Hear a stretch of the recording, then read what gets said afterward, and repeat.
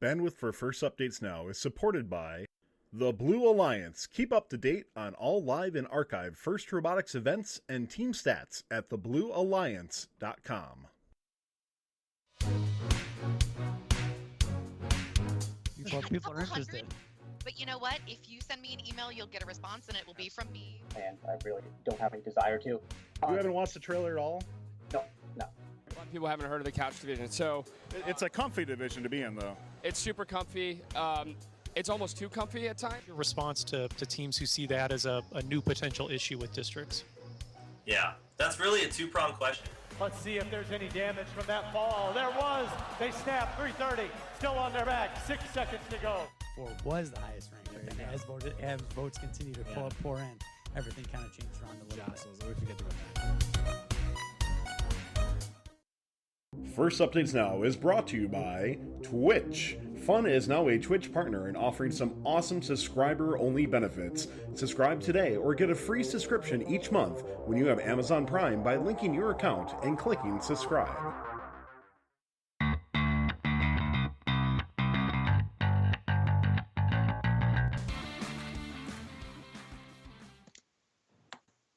Good evening. Coming up on First Updates Now, we round up the regular season of Week 7 events, bring in a member of the Rules Review Committee, say that 5 times, preview the Houston Championship with division experts, and wrap it up with the FRC Top 25 for the Houston Championship. Reporting for First Updates Now, I'm Tyler Olds. And I'm Mike Stark. And that's Justin Montoyas as well. And back this week, we have Christina Tia from Wordplay All Day, who's going to be drawn up and giving away an awesome robot. Christine, welcome back first off. And with like a zillion robots to choose from, what are you going to be drawing today, and what inspired you to pick this one? So I went with a suggestion from Chief Delphi, and I am drawing the Hat robot from 2014, 4525. Let's bring that up on full screen here. Take a look here. There we go. There we go. It's a good start. You mean you don't start it right now? No. Wow, rigged. It's like a cooking show. Yeah. Great analogy. It is. That's Very fun. nice. All right. Hey, guys, don't forget to be entered to win Christine's drawing, which we'll be giving away at the end of the show. It's going to be a long show, by the way, so hold on. But in order to get an entry for this, you do have to click that little follow button up there if you're on desktop or a computer, or make sure you click the follow button if you're on mobile for a 5 times chance to win the giveaway as well. Make sure you hit that subscribe button free through Twitch Prime, or only for a few bucks a month as well. In Fun Nation, we really appreciate everybody who has subscribed so far. There's actually going to be some interesting changes coming up with that in the future through Twitch. So stand by for some cool announcements for that. We're pretty excited to go through that as well. We also do have a new Discord channel. Don't forget, you can hop into there and talk a bit more after the show is done if you'd like to. Keep the conversation going all week long. We'd love to have you in there during championships as well. Don't forget, the link for that will be posted by Nightbot and Chatter. Mods can spam a bunch of stuff or do whatever they want that way. Very cool. Awesome. We'd love to have you win that, and one of these weeks will be mine. But anyways, so Week 7 recap. So there's only 3 events really to go over this past week, but one of those events had 4 divisions that we'll be able to break down as well. So Tyler, let's start off with the one lone regional from Week 7, the Seven Rivers Regional. At least the name is appropriate for it. So, all right, 51 teams came to La Crosse, Wisconsin this past weekend. Beautiful city, by the way. Please check it out. Notables in that, and of course, you had 48 Delphi Elite, who already has 2 regional wins on their belt. 930 McWanago Bears, 1625 Innovation, Titanium, Core, Ponage, Wave. So many more robots to mention. Taking the number 1 seed, of course, would be 19. I say of course, but I think it was pretty expected to get 1986. Kind of interesting, though. The first 3 matches, the robots that I had on top of my list, 1986, Ponage, and 48, they lost their first matches. So that was interesting to see that some of those teams didn't actually have the best record moving forward, but they still perform well. So 8-2, 1986 had a ranking score of 2.7, and they go on to select with the first pick 2062 Core, and on the way back they draft 5442 Mechanical Monarchy. Going into this, in the quarterfinals, the Red Alliance was just lights out. And an interesting thing as they moved in is a lot of people were curious if 1986 could shuttle gears. And after a little bit of initial difficulty, They came out flying, 467 points in the first quarterfinals match, followed up by 387 in the second one. They move into the semifinals, where they would have an amazing, outstanding scores of 517, followed by 533 points, setting the new world record. And I know we were chatting with Mr. Tyler Holtzman up in Ontario after they initially set it, and then we came back and said it. So give them some crap for that as well too. But Wisconsin, USA has the record without penalties, 533 points. Awesome. Over on the other side of the coin, you'd have the number 2 Alliance facing off against number 3 Alliance. Number 2 Alliance taking both semifinal matches, albeit a bit lower scores on both sides, 276 to 218 for semifinal 2 match 1, and 324 to 308 for semifinal 2 match 2. Going to the finals, lower scores would be abound as more defense would be played, but the Red Alliance was able to get KPA in both matches. You just can't stop 1980 16-time team. Their autonomous is just absolutely spectacular. 57 pressure points in finals 2 in autonomous alone. Finals 1, 51 KPA going to that, and they would face in the finals 24-51 Ponage, 28-30 Riverside Robo Tigers, and 16-25 Winnovation. But with scores of 401 to 288 and 418 to 335, number 1 Red Alliance would secure gold. And I think a big question being asked, Titanium able to secure gold as well after a couple silver performances, or one silver and a knockout in the semifinals. The progression has kept moving forward. 14 Titanium, even with the Mecanum drive, even with a lot of teams thinking they're not going to be able to score gears, they really got it down, tested out the last few matches. Absolutely phenomenal. Taking the Chairman's Award would be 1306, the Badger Bots, and entering inspiration would go to team number 3381, Droid Rage. So just want to wrap up and thank everybody. If you didn't watch, we had an opportunity through First Updates Now to host the web feed for that. We were very excited about that. And the feed that we got from the provider, we put out the best that we can. And we really want to thank Twitch for putting us on top of their carousel for the creative page for both Friday and Saturday. And on top, actually on the front page for about 90 minutes of Twitch on Saturday during the playoffs. There was one time we had over 2,000 people watching concurrently, which is absolutely amazing. And over the length of the event, we had close to 75,000 views on just Friday and Saturday alone. So that's awesome. Yeah, it was absolutely incredible. I do want to also give a big shout out to Nick Lawrence. Nick Cousins. I always mess it up every single time. I don't know why. You have another person on your list. I know. I told him this too, that I screwed this up. So, but Nick Cousins for doing, if you didn't catch Game Day Live, did an absolutely phenomenal job. Essentially coming in cold and just knocking it out of the park with me. So big thanks to Nick Cousins for doing that. And if you got to watch, thank you so much for watching the Seven Rivers Regional, especially in a time where you had 2 absolutely fantastic district championships. I mean, you said he was coming in cold, but he's been secretly planning to replace either Mike and I for quite a few years now. So he was prepped and ready to go. Maybe when he get his name right, he can join us. How about me having my mic muted? It's a classic tenderfoot mistake. Will happen. Hey, Justin, we got the Ontario Championships coming up next. Why don't you tell us a bit about that? All right, so Ontario held the first ever district championship, and it was truly impressive to see the best of Canada kind of all under one roof. I know that, after a grueling district season, we saw teams really excel here or there, but to bring them all together, which is really what that district model aims to create, to bring all those teams together and see match after match, just how strong all the teams in Canada truly are, really made for an awesome event.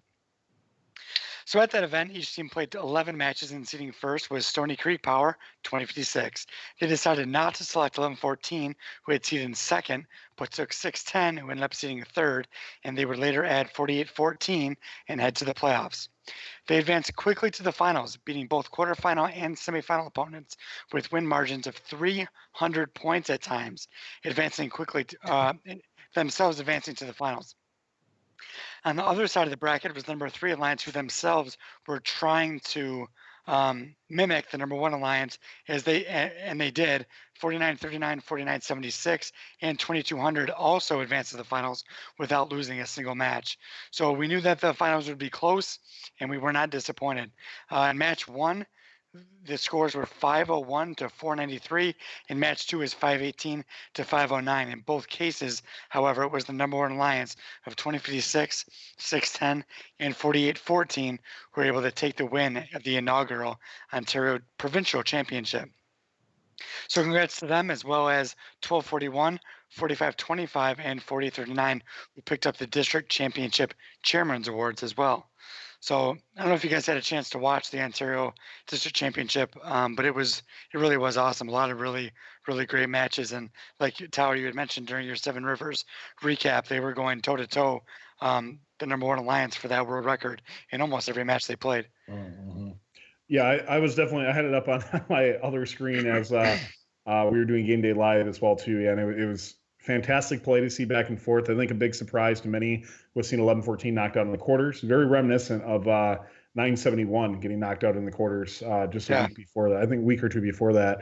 But yeah, I mean, nothing against 11-14 all. They still have an absolutely fantastic robot. But it was really cool to be able to see some of these other teams start to just grow more and more. And you're starting to see these fantastic teams coming out of Canada.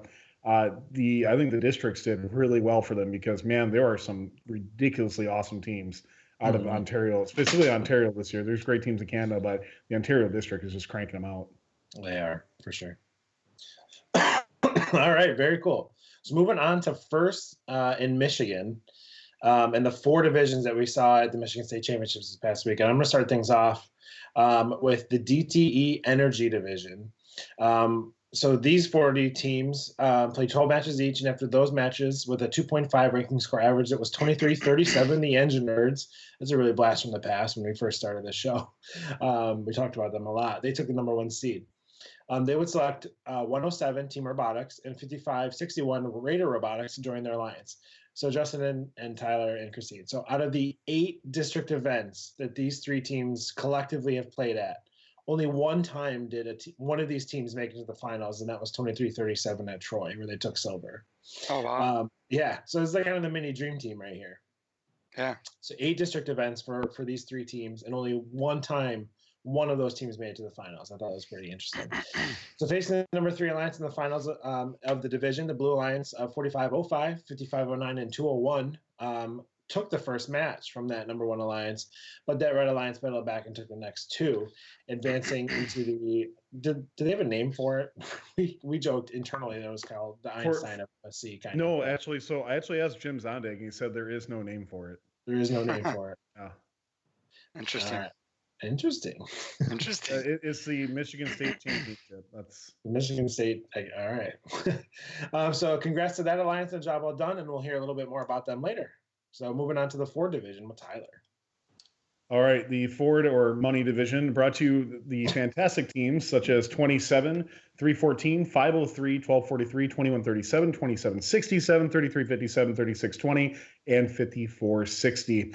Securing the number 1 seed with a 2.5 ranking score average would be 314 Big Mo. They'd go on to pick 27 and 5907 to form their alliance. But in divisions with only 40 teams, the number 1 Red Alliance would follow the number 8 Blue Alliance of 2137, 503, and 4970. Who would go on to have 4 matches with 4 rotors leading into the finals.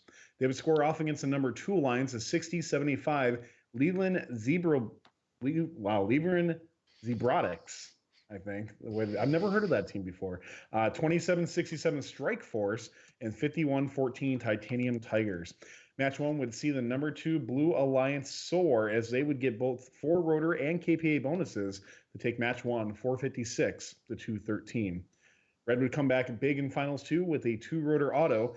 Both alliances score 4 rotors and have 3 robots ready for takeoff, but Blue was not able to secure the KPA bonus this time and Red would take match 2 497 to 445. Match 3 saw another 2 rotor auto by Red, but the Blue Alliance would fire back, striking another 4 rotor match. 2137 desperately tried to deliver another gear with just a few seconds left, but could not make it over in time. The number 2 Blue Alliance would take the win with a score of 395 to 233. Now let's move on to the Dow division, Justin. That's all me, bud. So my division wasn't nearly as exciting as some of the other ones, but I did feature some really good teams. So in the Dow division, each team played 12 matches like all the rest, and at the end of the day, it was the Auburn Hills Power 33, the Killer Bees, seating first overall. They picked 469 and 28-34 and went ahead to the playoffs. The Alliance showed very quickly and didn't lose a match on their way to the finals. In the division finals, they would have to face another Michigan Power 67, who captained the number 5 Alliance, and joining them was 2960 and 1684. So I'm not sure if there was a decline there or why 67 was able to captain the number 5 Alliance, but in finals match 1, the Blue Alliance would get 2 autonomous rotors spinning, which really I've noticed, as you know, we've covered a lot of these events so far this year. If you have an alliance from the lower seeds at 5, 6, 7 that can get 2 autonomous rotors spinning, it does a good job. Those 20 points can carry them very, very far. And I think it's a big reason why the Blue Alliance, even though they were ranked 5th, was able to advance to the finals. So it's another thing as we head into the World Championship events to keep an out for. But so, however, the Red Alliance was able to answer those 2 rotors with a fuel scoring of their own, and each time it was the fuel that would make the difference for the number 1 Alliance. In match 2, again, double rotor versus fuel, and the edge again to the number 1 Alliance with a victory and the division win with a score of 474 to 420. So Blue Alliance really missed a climb there. At the end, it would have been 470 to 474. So again, fuel coming down and making the difference, even overcoming the 2 rotor autonomous. So Tower, what happened in the Consumers Energies division? Consumer Energy division was fiercely contested. Taking the top seed would be the legendary and delicious 217 Thunder Chickens. They'd pick up the 3 times event winner 9-10 fully freeze and round up with 42-37. The number 1 Alliance would win straight into the finals, but they did have some pretty low scores moving into it, which raised some questions. They'd go on to face the number 6 Alliance of 4391 Brave Bots, 85 Bob, and 2619 The Charge, who squeaked out a huge victory against the number 2 Alliance in semis and were coming off 4 rotor matches in their last 2 attempts. Finals 1 was all about blue. The number 6 Alliance was able to secure 2 rotors in auto and handily take the first match with a gear hoarding strategy as they waited to spin up their 4th rotor with 10 seconds left. They leapt ahead of the red to take the match 473 to 356. So in finals 1, they had a gear in queue just down on the floor, and then they got another gear delivered with about 15 seconds left and just placed them both at the end right away. So interesting strategy by the Blue Alliance, but it did pay off for them. On finals 2, it was a very defensive battle. The Blue Alliance was able to score 2 rotors again in autonomous, but the Red Alliance was able to secure 21 kPa. Both alliances played tough defense when it came to climbs, played defense for too long, as both alliances actually made contact with the climbing robot, and each side was awarded a climb. Unfortunately for Red, there was 2 fouls during the match that would provide the avenue for Blue to squeak by and win the division with a score of 286 to 284. So really close this whole time. That would lead us into the Michigan finals. We should just make up our own name for the field, by the way. I know. We should. But Chad, come up with a name by the let's see what you think about what should the Michigan final field be called, and we're going to submit it to Jim Zondak. I'll see him tomorrow, and we're gonna tell him what it should be in the future. I had somebody in the chat, I think, said Fimstein, something like that. Fimstein. All right, so that leads us into the finals of MSC. So 12. So we kind of talked about this. You had just said this earlier about Ontario. So I kind of noticed this about Michigan. So 12 teams remained after the 160 teams took the field. It's awesome. For me, it's awesome to see how kind of things change. Out of these 12 teams, I could, me personally, and doing this for a long time, could only confidently name 4 of those 12 teams just by looking at their team numbers. Justin could probably maybe get another 1 or 2, but for sure, it was really cool to see some fresh blood in this mix. So leading it off, we would see the Consumers Energy division consisting of teams 4391, 85, and 2619 take on the Ford division, consisting of teams 6075, 2767, and 5114. The Ford Alliance would take it, putting up 4 rotors in each match. In semifinals match 2, would put up 2 rotors in auto. The other semifinal bracket, we would see the Dow division of 22, 2834, and 469 on the DTE Energy division of 2337, 107, and 5562. Though the DTE Energy put up over 40 kPa in both matches, the Dow division did not, but the 4 rotors in the first semifinal match and a combination of those 4 rotors and a missed climb by DT Energy, the Dow division will go on to face the 4 division. It will be more of the same from the Dow division, putting up 4 rotors and getting that 100-point bonus in both finals matches. So congrats to 33, the Killer Bees, 4069, Las Carillas, and 2834 Bionic Blackhawks on the win. And the Bionic Blackhawks on their Kling Bling for the District Championship Chairman's Award, as well as the 1718 and 245 on their District Champion Chairman's Award as well. So that does it for Michigan. So there was 5 Chairman's Awards. Oh, did I miss some? I'm sorry. 66, 548, 2834, 1718, and 245. I missed the first. But there was only one Regional Injury and Inspiration Award. Right? It's listed as regional. That's interesting. But that went to who did that go to? Bedford Express. I just want to point out, by the way, there are 1, 2, 3, 4, 5, 6, 7, 8, 9, 10, 14 Dean's List Finalist Awards. Holy crap! I wonder when they gave those away on there. Somebody typed in chat, by the way, just to kind of wrap this up before we move forward. I'm really interested because it looked like those fields are just back to back to each other. I cannot imagine how bad the sound spill was. I know for something like that. Yeah, it's bad enough at champs trying to hear like other divisions go off and that sort of thing, and when it's back to back like you, man, I mean, you almost got to think your match is starting when it doesn't. Or vice versa. Like it looked like they were so back to back, there wasn't even like room for a curtain. I wasn't sure if there was one or not, but I didn't see one in the videos that were shown. So that And if somebody was there, be interested, just kind of. I mean, the experience I'm sure was really cool. To have 160 teams there is absolutely nuts, and Michigan's fielding essentially a quarter of the St. Louis championships. So it'll be interesting to see just kind of what, if you were there, kind of just what was your experience with that? Just type it in chat, and I'd be interested in seeing what that was like. So, all right, let's move on. Anything else to talk about week 7 for now before we get into a couple other areas? I'm good. Good. Yeah, we got a lot more to come, guys. A lot more to come. So we are delighted, as we posted before, and we want to thank Frank Merritt, of course, for helping facilitate this. With I always want to say cooperation with cooperation from First Headquarters to bring on members of the Rules Review Committee. So let's bring in somebody on here, and we'll kind of introduce him as he comes on. It's still making that awesome sound, by the way.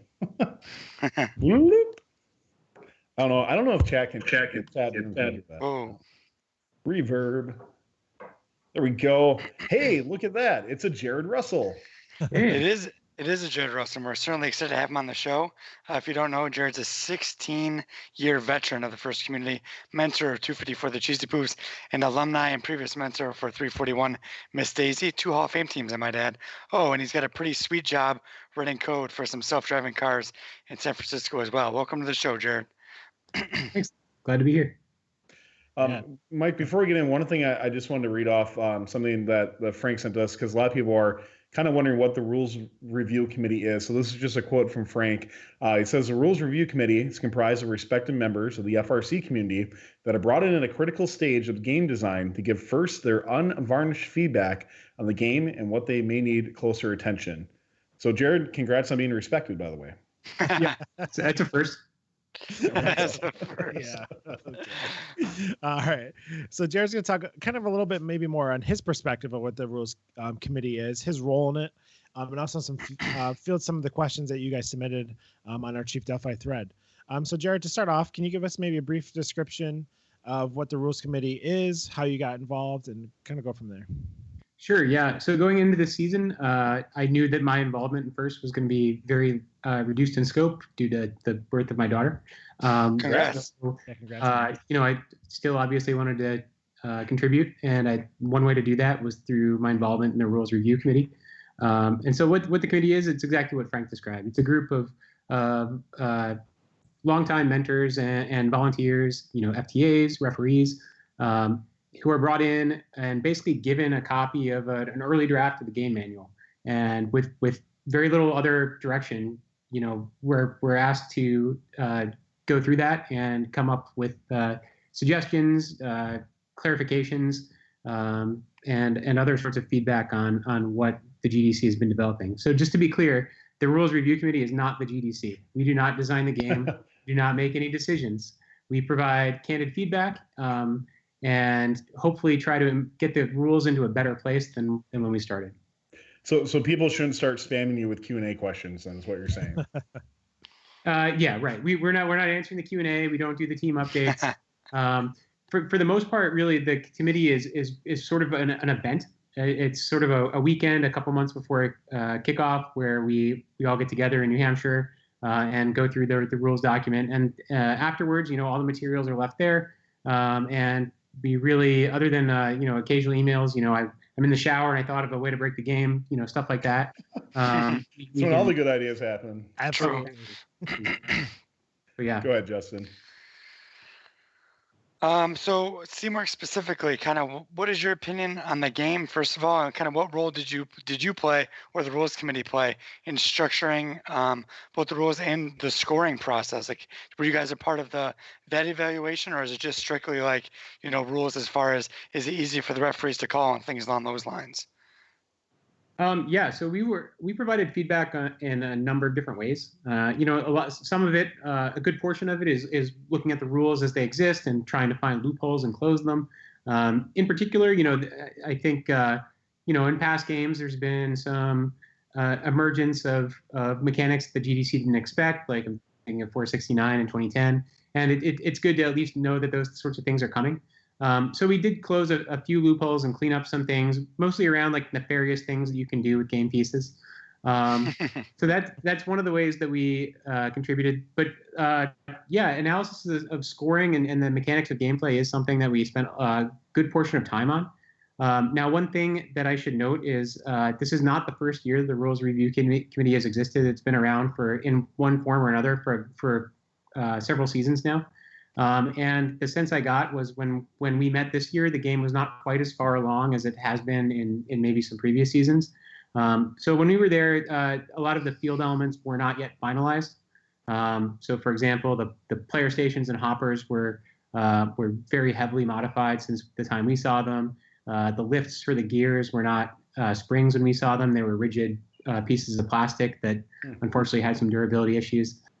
And there's several other things like that. So we had to do our best to sort of guess how the game was going to be played. But I think we got some things right, and I think there's other things that if we had to do it again, we would probably tweak here and there. So that kind of leads maybe into our next question that we had for you. So kind of seeing this hindsight, is always 2020. Did you guys maybe figure out things that could maybe evolve this committee, just in different ways that can make it better for next year? And what would you like to see implemented personally? Yeah, I think so. So I think one thing, hopefully I think it would have been helpful if the field was a little bit further along when we were brought in. So I think it would have been okay to postpone the review committee by a month or so. Then again, maybe our feedback couldn't have been incorporated, but I think that definitely helps you visualize how the game's going to be played. Because in particular, I think the one thing that a lot of us on the Rules Review Committee and then even reading Chief Delphi in the first 2 weeks of the season, I think a lot of people underestimated the difficulty of the fuel scoring task. And you can argue about like the point aspect, but that aside, it's a very difficult task. It's a small goal. It's up high. There's no backboard. The hard plastic balls, we thought would be, hey, Frisbees were hard and plastic, and it turned out they were really easy to shoot. These balls are not nearly as nice as the Frisbees were. So, I think actually after Robot in 3 days, watching that first weekend, I think I at least had a much better sense of what I thought the game was going to look like at that point. So I don't know to what extent the GDC or the first staff does prototyping, but anything they have there to help inform how this game is actually going to be played out would be helpful. Do you think like a Robot in 3 days would be helpful? Like almost more beneficial to do that? Maybe spend a little bit going over the rules and then doing a Robot in 3 days weekend? I mean, potentially. Of course, the flip side of that is, all the rules review committees members have to agree to sit out the first week of the season out of fairness. We have a mental head start, and I think if it's a practical head start too, that makes it a little that's something else. But I do think something like that is would be a good way to discover some of these things. Like I remember in 2015, after watching Robot in 3 days, none of these teams have actually built a very effective stacker. This is going to be a really hard task. Versus 2013, like, wow, these teams are shooting frisbees pretty well. Like, this task looks hard, but it's not. This year, I think the Robot in 3 days, very, very quickly, they nailed down, hey, the Velcro climber, it's super simple, super easy. I don't know that we saw the Velcro coming, but we did see equivalent, mechanisms like some sort of drum and spool type thing. But I think something like that would have definitely helped and pushed us in the right direction. You're answering so many questions in Cheat Delphi. I'm trying to scroll through to see if there's a couple might be, because there was a couple extra added afterwards too. Yeah. Yeah, I just think this is such a rare opportunity. And thanks a lot, Jared, for being willing to come on and talk to us. This is a great kind of behind the scenes look. And I think a lot of people, myself included, have been doing this for a long time, are really interested in more in I think you'll agree, the mostly secretive process that goes into game design and how it's all developed. So, just thanks again for coming on and answering these questions. I know Tyler's got some for you. Yeah, we do have some from Cheat Delphi.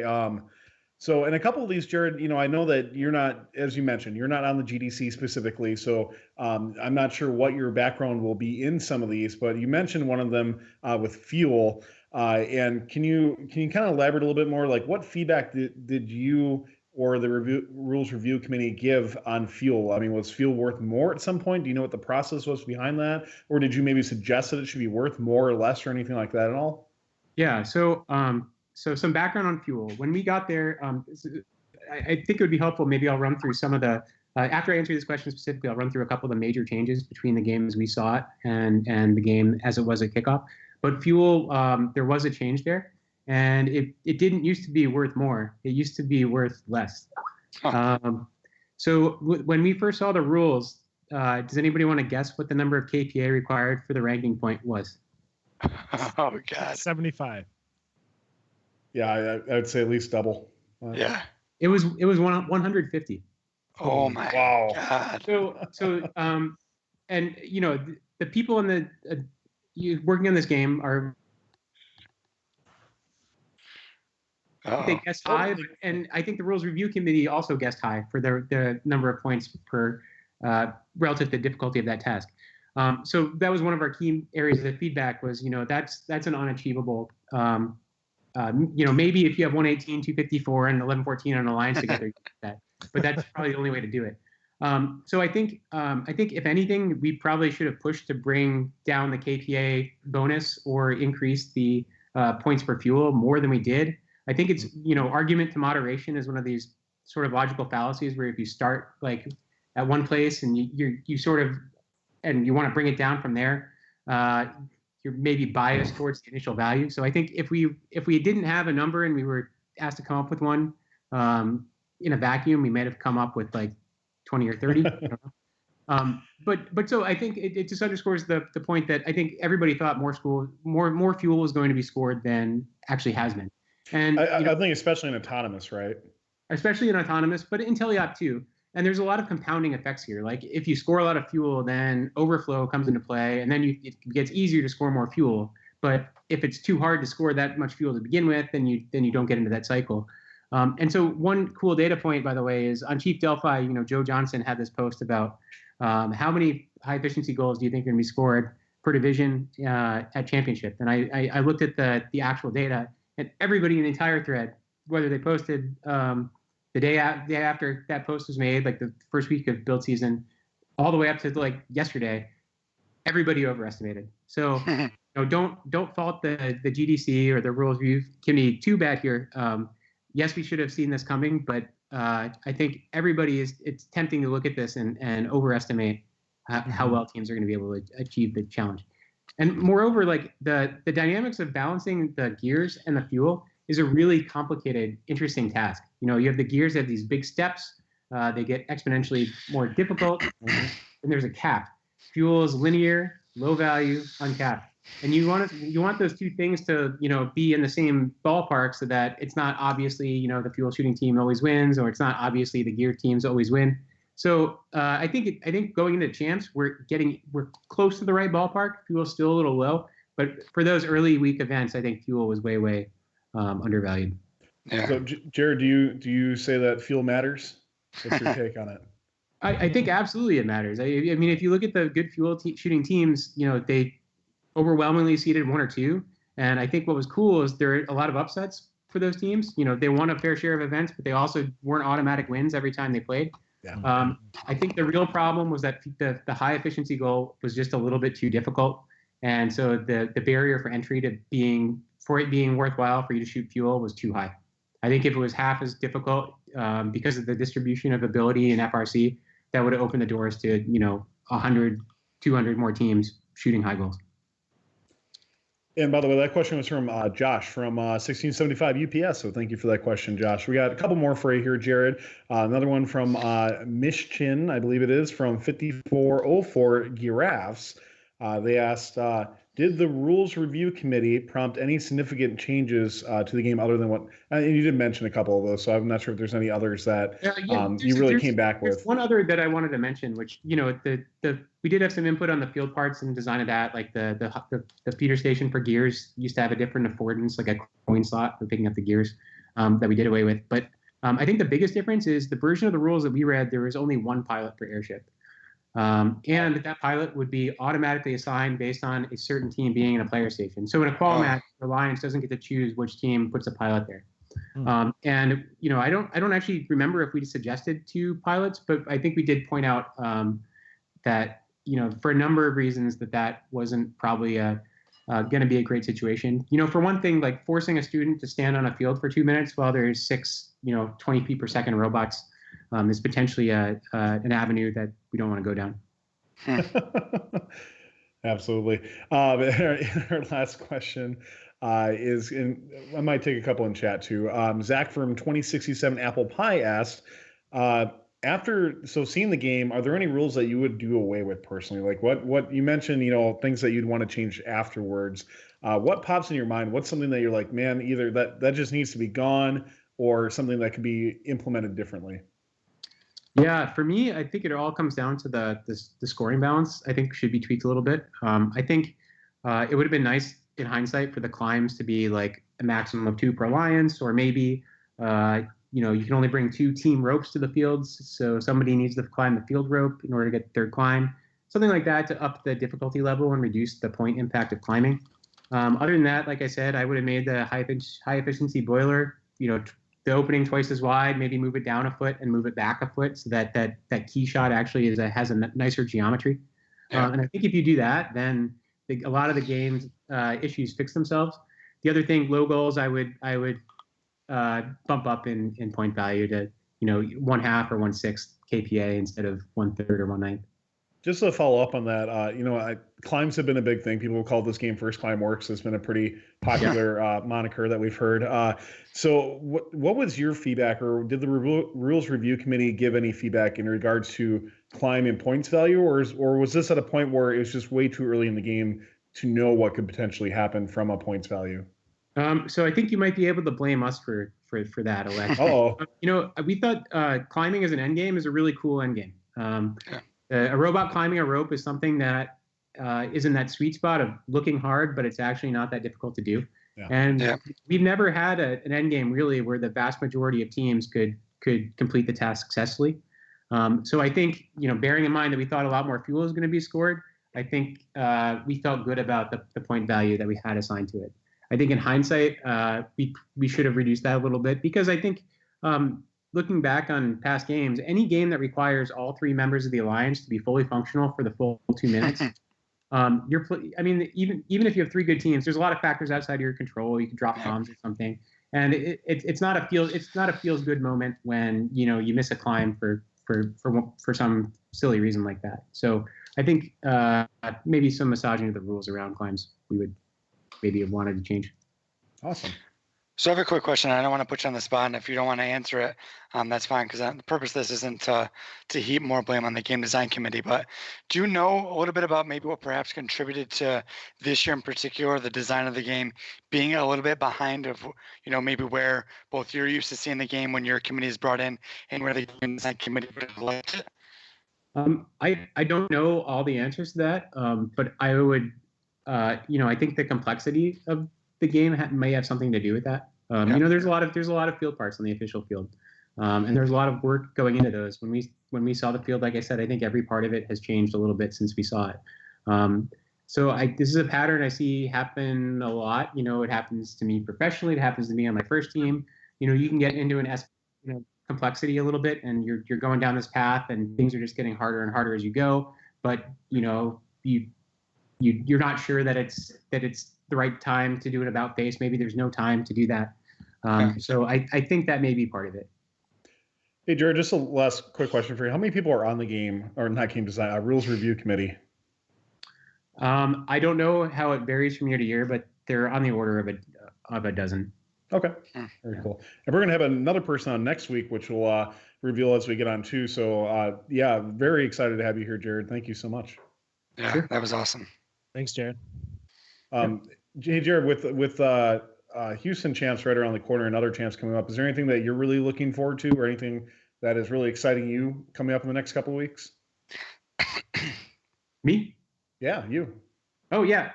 So I've thought all along that this game it has been balanced from the beginning, biased towards the championship level of play because of how we ended up weighting some things. So I'm really excited. I'm really excited for the Houston champs and the St. Louis champs, because I think it isn't very often that First has a game where there's open debate about what the optimal strategy is. There's some very heated arguments on Chief Delphi right now about, is defense is going to win this, or is it going to be all offense and fuel makes the difference, or is it going to be about who gets to 4 rotors first and then play shutdown D?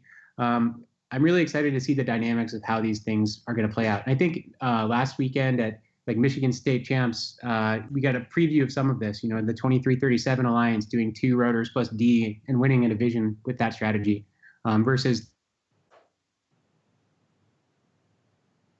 gameplay from the other division. So I'm super excited to see how this game ends. I think the way that a game ends, has a big influence on how you remember the game. I remember 2014 aerial assist. I thought it was a decent game going into champs, but I thought it was an awesome game leaving champs.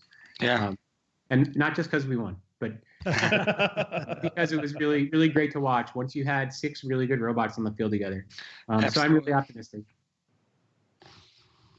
Yeah, I totally agree with you. So, Jared, thank you once again for coming on. We definitely appreciate your time and the Rules Review Committee for coming on and being so transparent about what's going on. Thank you so much.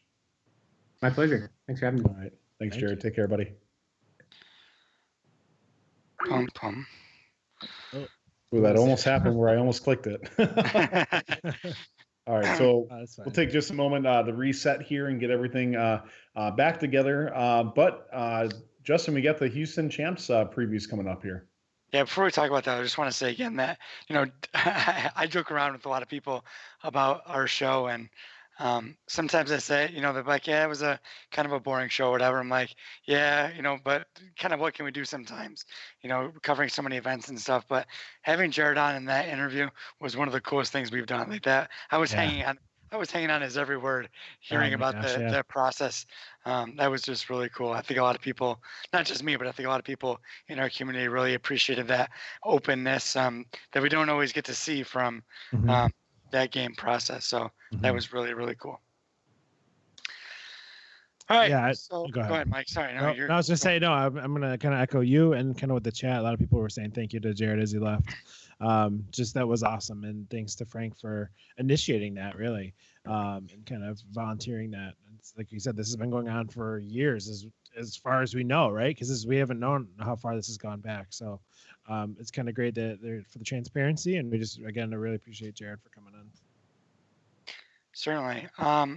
So Houston champs this week, a whole new world for FRC. 2 different championship events, still in Houston, 400 teams. We have with us tonight a lot of fantastic students and mentors who've done some research, more research than we could ever do if it was just us. Into each one of these divisions, we're going to break them down and really talk about this. But before we bring in our first analyst, is there anything that you guys want to discuss about Houston?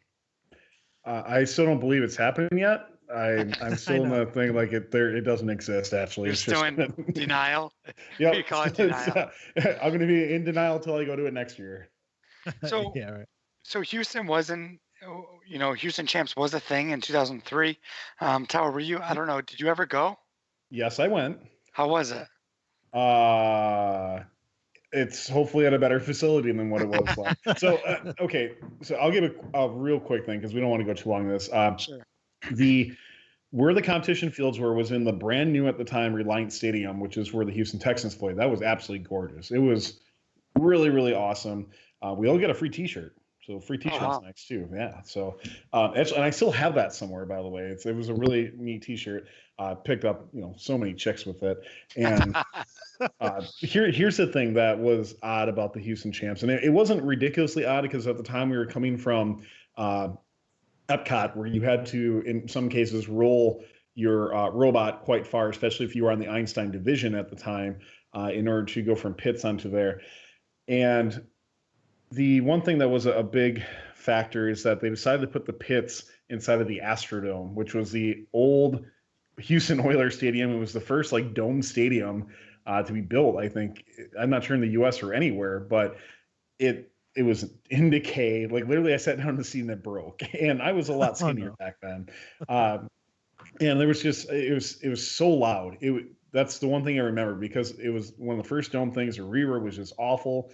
And in order to get your robot from the pits to Reliant Stadium, which was about a good maybe 2 blocks away, you had to roll your robot up these and I'm probably exaggerating because it was a long time ago for me, but just up flights of these ramps from the base floor up to the main floor, and it was an experience for sure.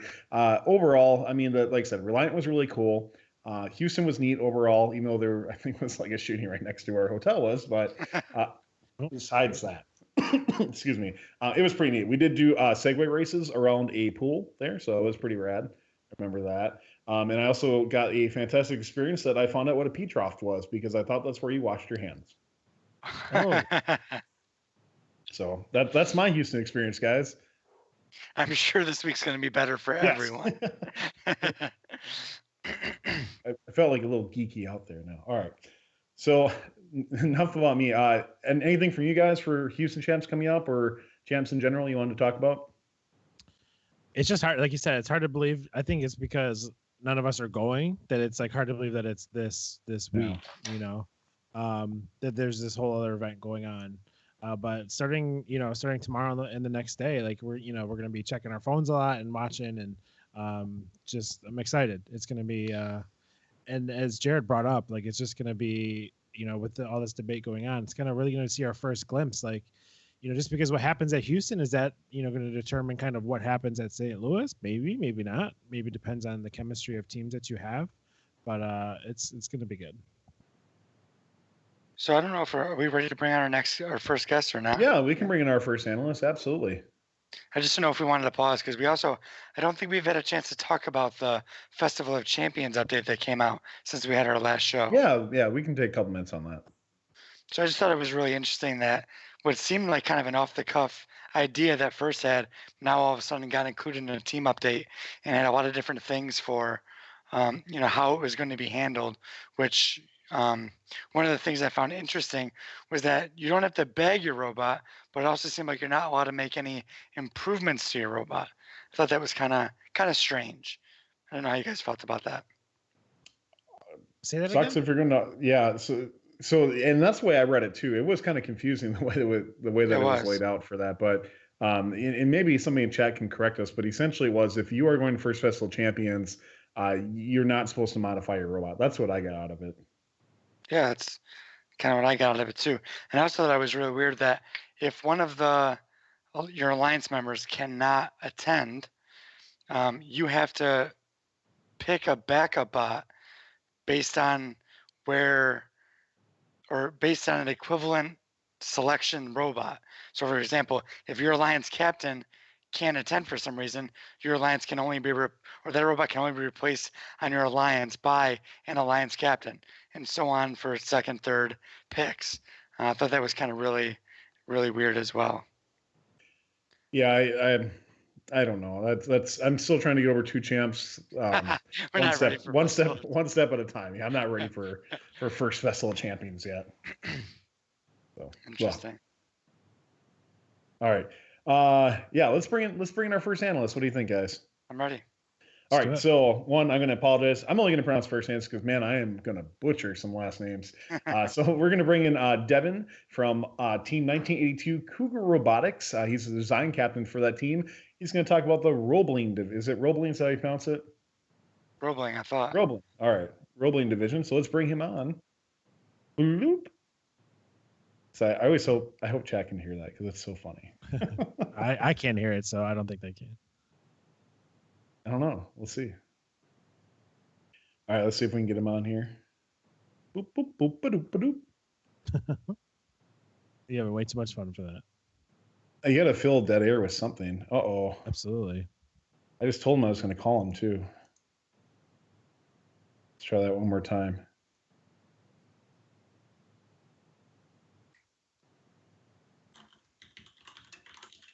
So it's not ringing. Not ringing. We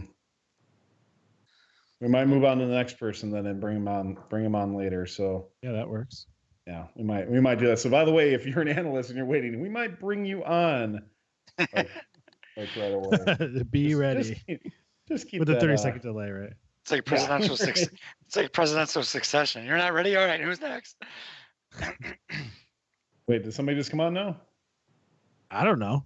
You're the only one with. I don't know what's going on back there. Nobody else hears that weird noise? I'm just gonna keep writing my FRCTop25 recaps that I didn't do yet. Justin, don't where do you reveal think the curtain like that. As I say, where do you think Tyler sleeps? Backstage. Dude,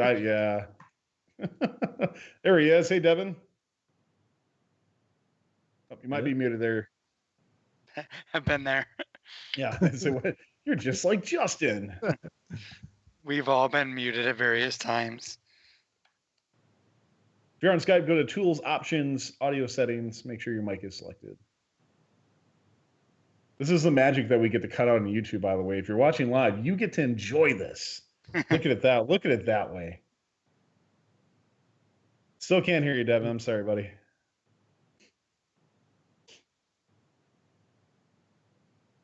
So, guys, while we're waiting for Devin to come on, is there? I'm not sure how much research you guys have done because thankfully we've had other people do it for us. Is there a certain division that has really popped up to you guys at all?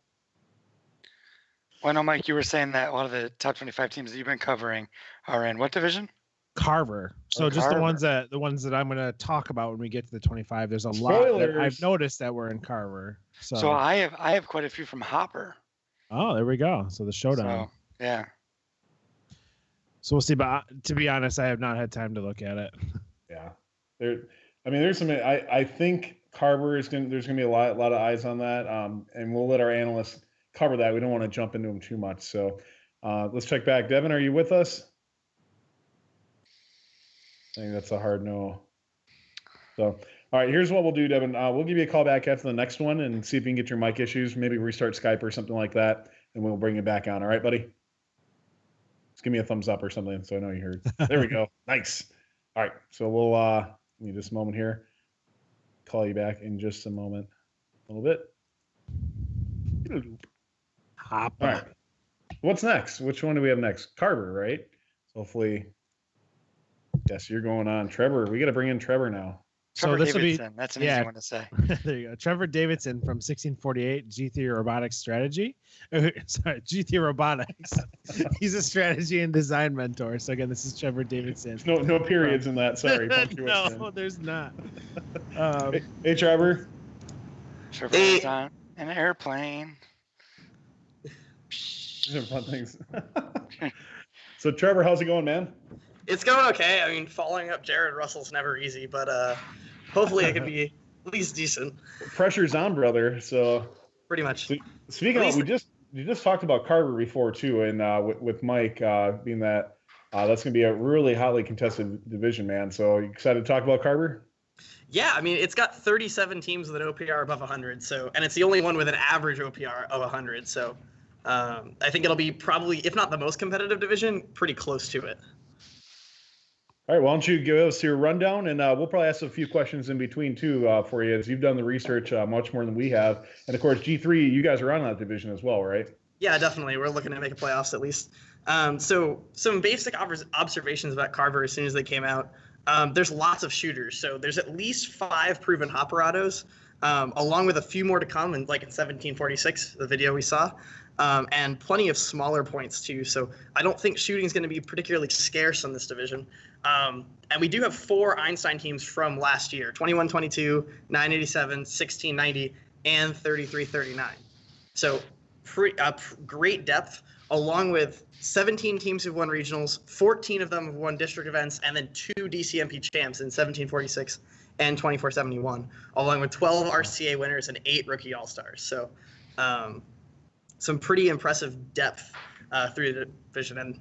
And so what I'm looking at in terms of level of play, I think it'll kind of be reflective of Ontario, Michigan, and Israel.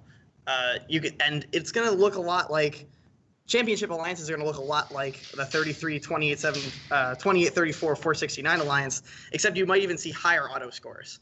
So, for example, having a gear plus a hopper auto will be pretty important, because I think at the end of the day, you're going to see the winning alliance out of Carver come out with 35 to 40 KPA and autonomous, along with 2 rotors.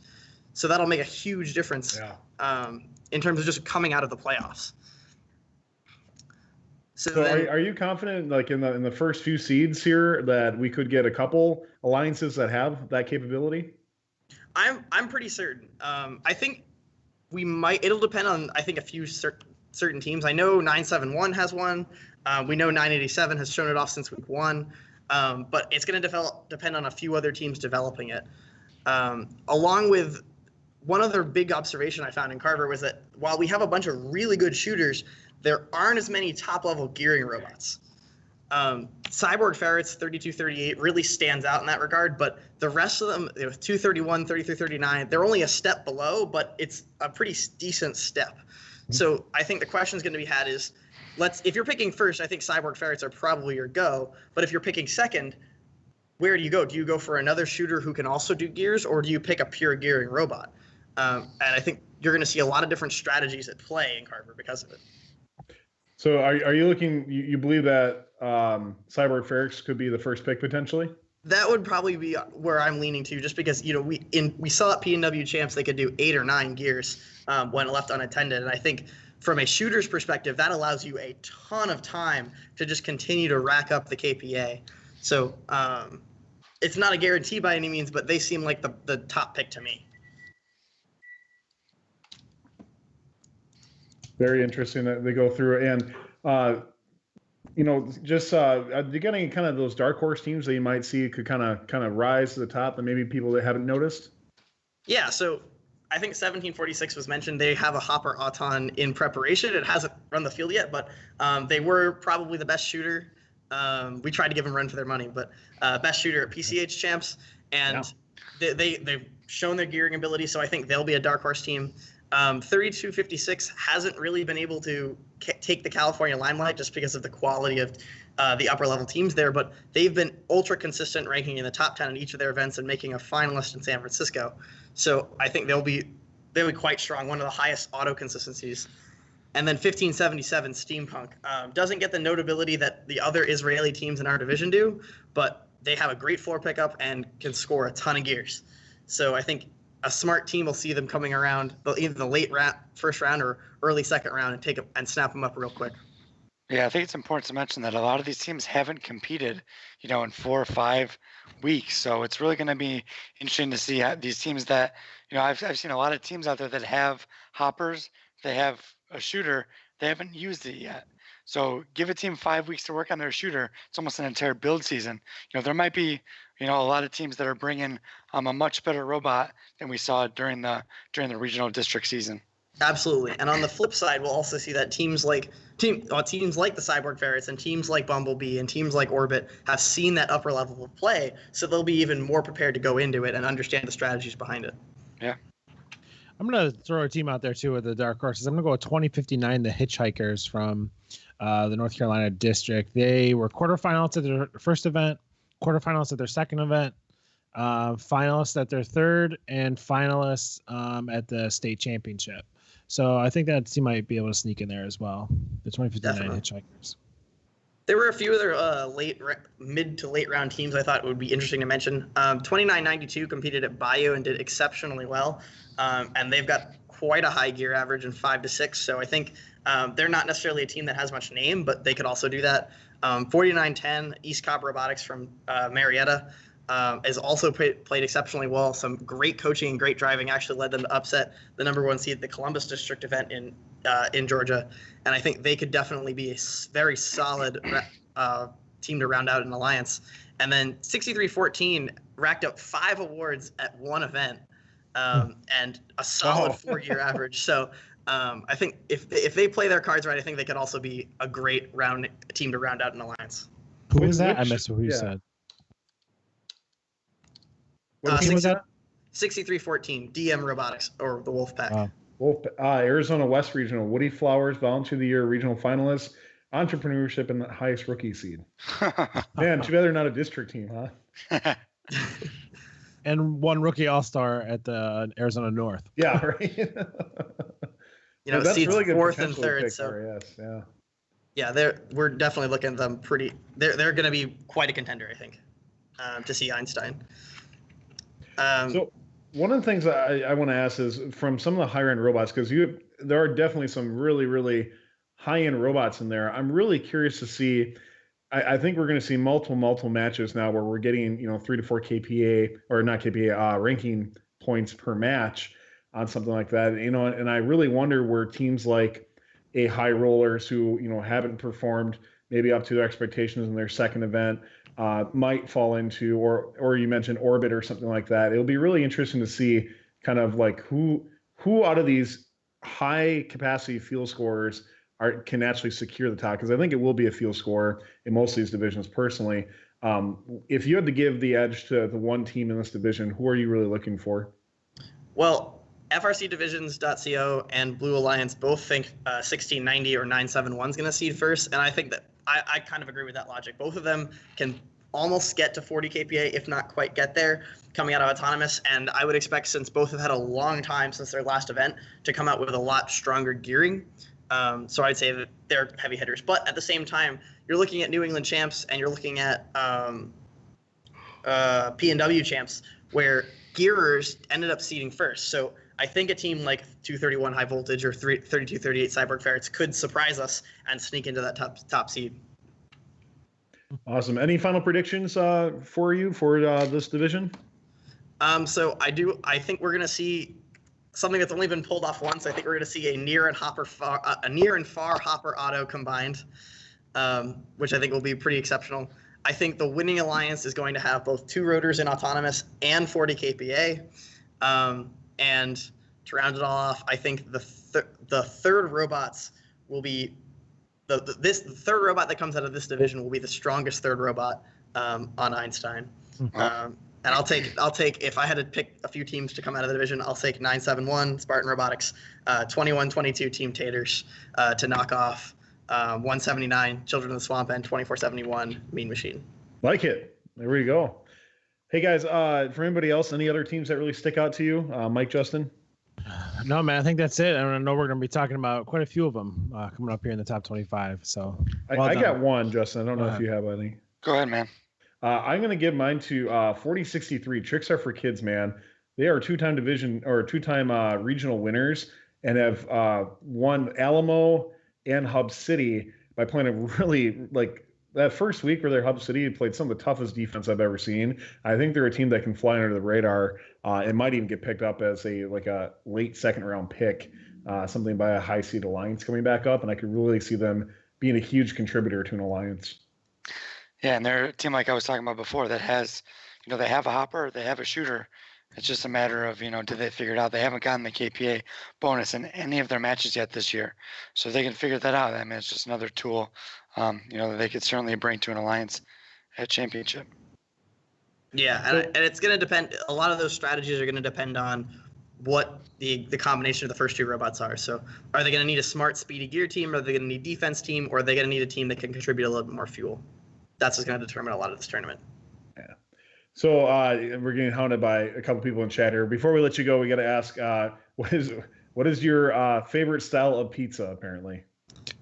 So there's actually one of the mentors for our team who's from Chicago, and I recently refound deep dish pizza. So that's really high up there. But New York pizza all the way. I'm a New York guy. So absolutely. All right. So that's one for New York. Somebody's got to keep track of this, chat. Keep track of what favorite pizzas are as we go through. Hey, Trevor, thank you so much for coming on once again. Fantastic job to you, sir. And good luck to G3 in the Carver division. It's going to be a tough one. Thank you. We'll do our best. Thanks, man. Awesome. Movie magic time. Nick, what's for dinner? That's me. Oh, Justin, what's for dinner? I have no idea. All right. I think we're ready. We can bring back Devin back, and he said he reinstalled Skype. So Devin's going to be talking about the Roebling division. Let's see if we can get him added on. You know, I think I'm hearing those noises. Somehow I think Skype updated and it turned on all my noises again on me or something. Yeah. That's crazy. Yeah. Hey, Devin. Hello. There we go. Yeah. Finally. Just took reinstalling Skype. All right. Well, that happens. You're coming in loud and clear, though, buddy. So awesome all here. Right. So Devin, you're on 1982 Cougar Robotics and are the design captain. Is that right? Yep, that would be me. Fantastic. How's your team doing so far this year? And what are you looking at doing at Champs? Well, we didn't actually qualify for Champs. Oh, I'm sorry. That's right. My apologies.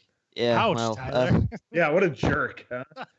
I did forget. So I did want to preface. Devin was very, very, very gracious and kind to fill in for us because we were missing somebody from a division. So thank you, Devin, for that. I apologize for blanking that. All good. Certainly not the first time. Absolutely, sir. So you're going to be covering the Roebling division. I also do want to add in, we did get some feedback from Adam Hurd about that too. So we'll add that in afterwards. But what do you got for us for Roebling going in?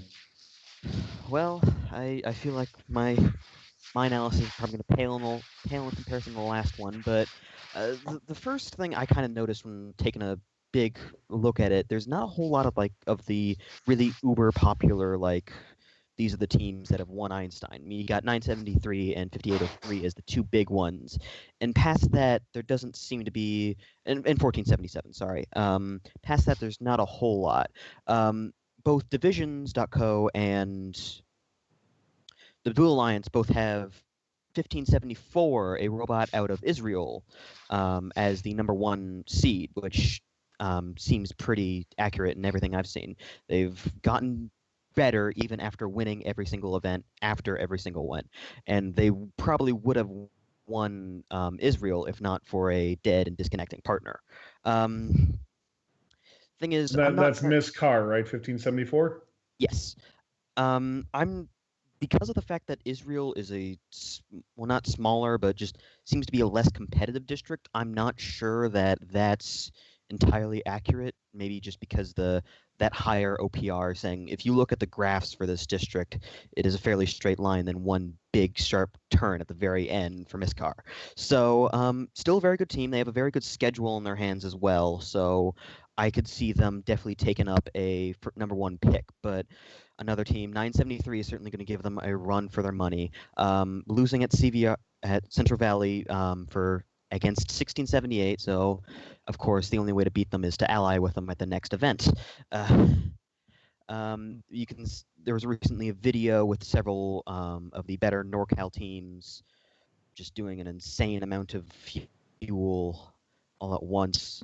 Most likely, this is just kind of speculating, they've gotten their accuracy enough that they can probably do a solo KPA ranking point at this point. We'll have to see which can get them. There doesn't seem to be a whole lot of really accurate shooters. Most of the ones I've seen were more focusing on getting just barely enough to break a tie rather than actually score points as a replacement for gears. There's a few, but that seems to be the general trend.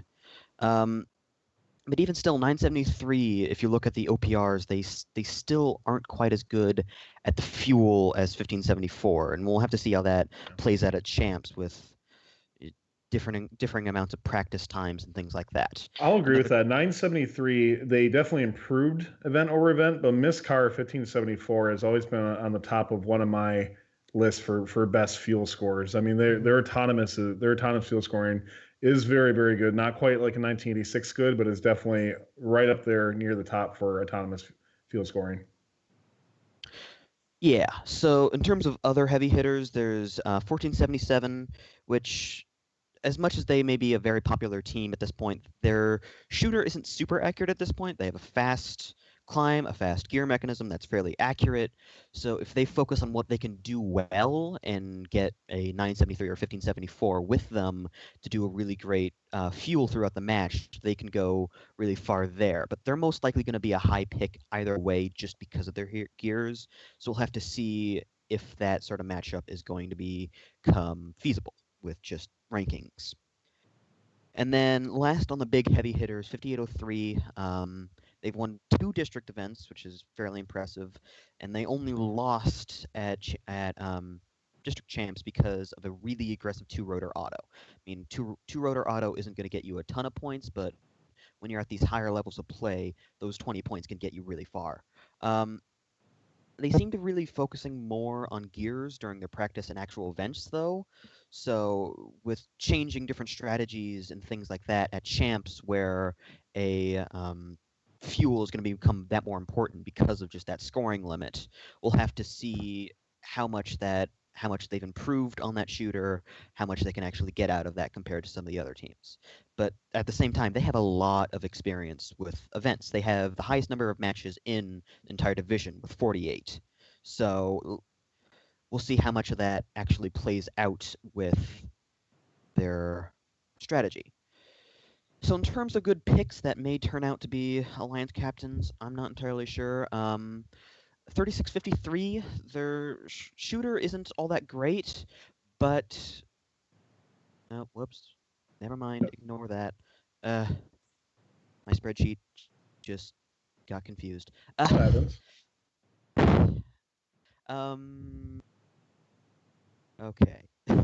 Let me ask you about a couple teams maybe that have popped up. A couple that pop out to me: 624 Kryptonite. They were the ones who beat I think in a huge upset at the time in the Greater Kansas City Regional, beating 1986 through that. What are your thoughts about their robot? Their gear mechanism is absolutely beautiful and is extremely quick, accurate, things like that. And we saw again that upset with Titanium week 3. The thing is, at that point, Titanium was still focusing entirely on fuel, which at that point I don't think they had anybody complementary to them for that to work. If they could only score 60 points plus the 20-point bonus, it's really not compared to what a good gearbot like Titanium is now. If they could have switched to gearbots at that time and put up a opposing 4 rotors against 1730s and all of them, because 2-rotor auto, 4 rotors was really hard to beat back then and still is. But I think if they can get the KPA bonus in auto, which they've demonstrated they can with ease, I'm talking about Titanium now. Wow. So sorry, sometimes we divulge in between. 624. Gear robot, they can do great. Getting a complementary fuel robot to offset that, because again, scoring limit with the fuel, I think they can go fairly far with that. Good first pick, maybe even a lower Alliance captain. Awesome. Any other teams that really stick out to you, or do you want to make some predictions for the division? I have no real predictions, just in terms of like picks. I do have a few really good teams that kind of stand out. First one that I kind of notice, 2468. They're again another very efficient gearbot that can even play defense fairly well in a pitch. They're actually really good at playing more of the incidental defense, where their drive coach can say, "Oh, that robot is very close to us. Let's try and screw them up. Well, not screw them up. Let's try and get in their way a little bit while we're trying to complete our objectives as well, trying to combine 2 tasks." And I think that's a sign of a really good drive coach, which applies to a lot of other things. Thing is, their slow climb might be the death of them, because if they're trying to get that fourth rotor at the very end, especially with strong defense on the other end, they're not going to have time to do a full climb. So either they're going to have to get that up, or they're going to have to change their strategy to accommodate that, which may not get them far. Also, their auto mode in previous events have been a little finicky. If they get that ironed out, that'll go a long way in making sure they get a high seed or get a very good pick. Another really good one, or another really kind of diamond in the rough robot that I noticed, 6705. As much as it is a rookie passive gear robot, it's still probably one of the fastest robots I have ever seen in terms of gear placement.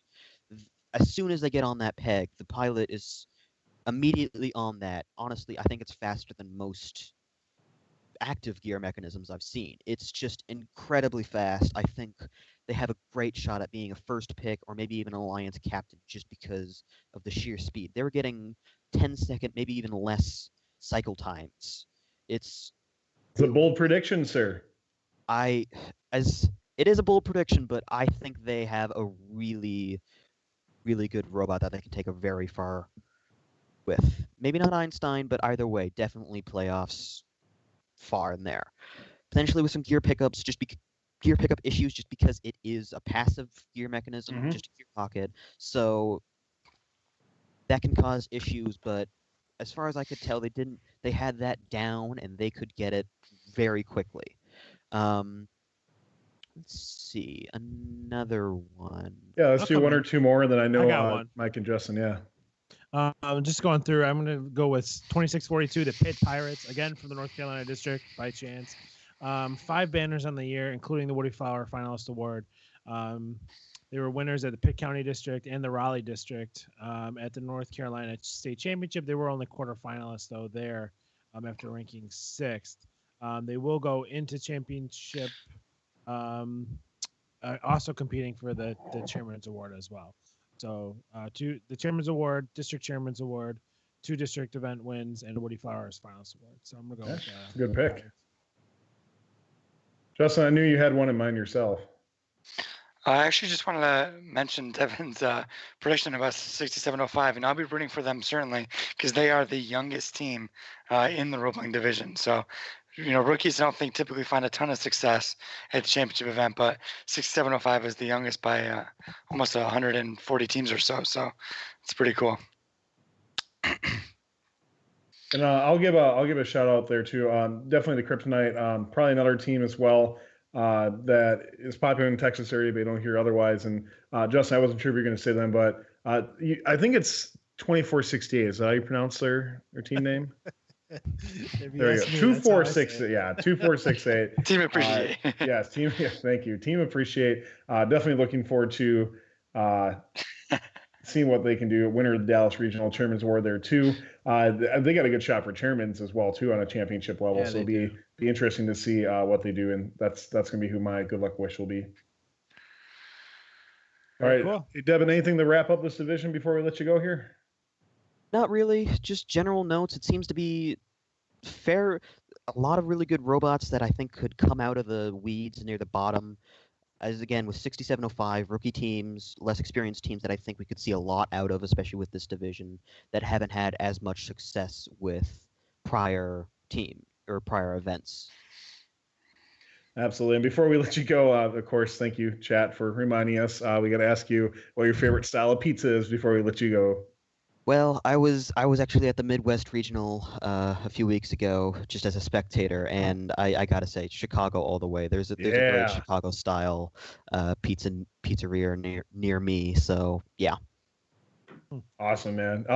I like. There's such good Chicago style places. There's also a lot of good thin crust in Chicago though too. So make sure if you go again there, check out some of those as well. So Devin, thank you so much for coming on. Thanks for especially filling for Roebling where we didn't have somebody, and you being flexible of taking any of the divisions. And I know you're a sub, so thank you very much for subscribing as well. Awesome. Thanks, Devin. Thank you. Yeah, thanks for being on the show, buddy. Hey, I just want to give a couple notes from Adam Hurd. I know time-wise we're going to have to probably just keep going on these, but Adam Hurd from 973 just sent me a few notes that he had as well. So his rankings for best floor load gearbots, 5499 he wanted to point out, 1011 he wanted to point out, and then 2468 human best HP bots. What does HP stand for in this? Pick up from a human player? Must be, huh? HP bots. What is an HP bot? 6705, 1574, 2928, 8, which a team I don't think we really haven't talked about that much that have performed pretty well. 115 and 365. Some teams that might get overlooked. We mentioned a couple of these: 2468, 624, 1477. Apparently likes Texas. 365 and 5803. In his opinion, the robots that will be top fuel scorers. One, I don't know if we mentioned. Did we mention 488 in this division at all? Xbot. Yeah, Team Xbot. So he wanted to give a shout out to them. He said hasn't gotten their auto down, but averaging about 20 kPa in teleop. Of course, 1574 is a big one. And then objectively speaking, 973 definitely up there as well. He says they have a new auto, so it'll be interesting to see what happens for that. So I'm just really excited about the opportunity of two fuel bots playing together. I don't think we've really, we've had two fuel bots playing together, but they weren't really focusing on fuel. So I'm really hoping at the Houston Champs we see a little bit of that. And what Trevor said when he was talking about Carver, there's a really, his prediction was, that double hopper, the near far double hopper auto is something I really hope we get to see. all right, Justin, who's our next guest? So covering the Turing division is Andrew Lawrence, A-Law for short. He's the mentor of 971 Spartan Robotics, the Turing division. I always want to say Turing instead. Turing. I don't know. How do you... Nick says Turing. We need to do like a first phonetics class or something like that. We'll see. Andrew, you there? Hey, what's up, man? Hey, you got to turn on your video for us. Oh, let me find that button. Oh, snap. Real quick. Oh, found it. Science. Cool. How's it going, man? Man, he cuts out. Oh, no. Hey, what's up? Man, live stuff is the best. Live is always the best. So. 100%. But hey, man, you're going to be covering Turing this year. Of course, you're a mentor on 971. So thanks for covering another division as well too as we go in through, because you guys will be on Carver. Anything you want to say about Carver real quick before we get into Turing? So, side note, aside from that, I'm letting Edward, cool guy on 971, handle most of the Carver stuff on the team. I actually also mentored 1323, who will be competing in Turing. So that'll be all right. fun. That's Madtown Robotics, right? Yeah, fun team. All right. Well, sweet man, why don't you give us our breakdown for that division? All right, so the first thing I noticed, number one, I like to call Turing the sleeper division, and not just because it'll put you to sleep. So I'd say Turing. Oh, whoops, daisy. Oh, we still hear you. We can see you. My headphones have this button on them, and it just got stuck underneath my leg. Never mind that. Okay, so where was I? Talking about the sleeper division. Yeah, it's sleeper division. So it's pretty balanced. That's one of my biggest fears going to any event, any regional, is the balance between, the best team and the worst team. What I like about Turing is most of the teams are pretty much at the same level. So I think when it comes to elimination rounds, we're going to have our 24th pick be probably just as competitive as one of the first or second picks. So that is one of the plus side. Really balanced. We have a lot of fantastic gear teams. I'd say the middle tier of teams competing in Turing seem to be doing just as well as teams did in the elimination rounds at most of our California regionals that I've been to. All right. Which is pretty good. Like, it's not fantastic by any means, but it's a relief to me because I was terrified that we'd walk into champs and it would just be like not a lot of great gear bots. So I'm glad we're in that kind of division. Downside, though, a little bit of a downer. Number one, there's very few effective climbers. And I'm not saying like, second climbers. I'm saying, looking at Madtown stats, they did some pre-scouting. I think over half the teams can't climb 30% of the time. Wow. Which is troubling. But I don't think that's a problem. I think that the top teams walking in are going to know that they're going to have their cheesecake ready, making sure that every team in the elimination rounds can climb, because that's going to be critical to winning this division. So what you mentioned there's a lot of gear bots out there. Are there any of those that you want to kind of highlight, or any of the field scoring robots that you think will really stand out? So in terms of gears, I'm going to say my favorite walking to this event is 1296.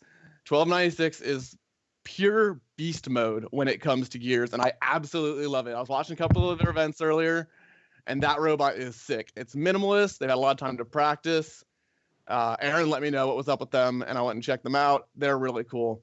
In terms of Full Metal Jackets, by the way, right? Yeah, Full Metal Jackets. Yeah, they're out of Texas, so this will be their home state. In terms of fuel, that's a very interesting dynamic about Turing, and there's very little fuel shooters, or I should say very, very little effective fuel shooters. There's maybe a handful, a dozen or so of teams that actually can shoot, and of that dozen, it's a very small number of teams that are going to be shooting pretty often. A couple of the shooter teams I want to highlight, 16 Bomb Squad. They've been really nice with the fuel. They have a really nice large hopper. They have that. I'm hoping to get some hopper autos out of them. I think they can get 40 kPa in auto. Likewise, 2046 bare metal out of PNW, really nice shooting team. They'll be definitely someone to watch. Just two, huh? As you mentioned, it's lore. It's the divisions are interesting the way that they break out, and I agree with you. It's definitely from a really high end fuel scorer. I don't think we see that here. And it's going to be interesting to see how the mix of gears and defense come in. So who would you say is on your top for gear scoring robots? Who really stands out to you? Other than, of course, you mentioned, was it Full Metal Jackets, right? So Full Metal Jackets, I think are going to be fantastic. Another team, Code Orange. We'll do a little bit of both. A little bit of shooting, Rigged. A little bit of gears. Already calling it. Nope, rigged. I don't know about that. We'll see. Sorry, Pauline. Oh yeah, no, dude. She and Zychron were showing me a bunch of their stuff earlier. Can't say much about it, but it's pretty sick. I think Code Orange is definitely going to have a huge showing up from their last event. Started the season off a little bit with a struggle. Weren't shooting very hot. Gears were a little messy. New mechanisms, a lot of new strategies. I've seen some of their video and play. I think they're going to be really strong.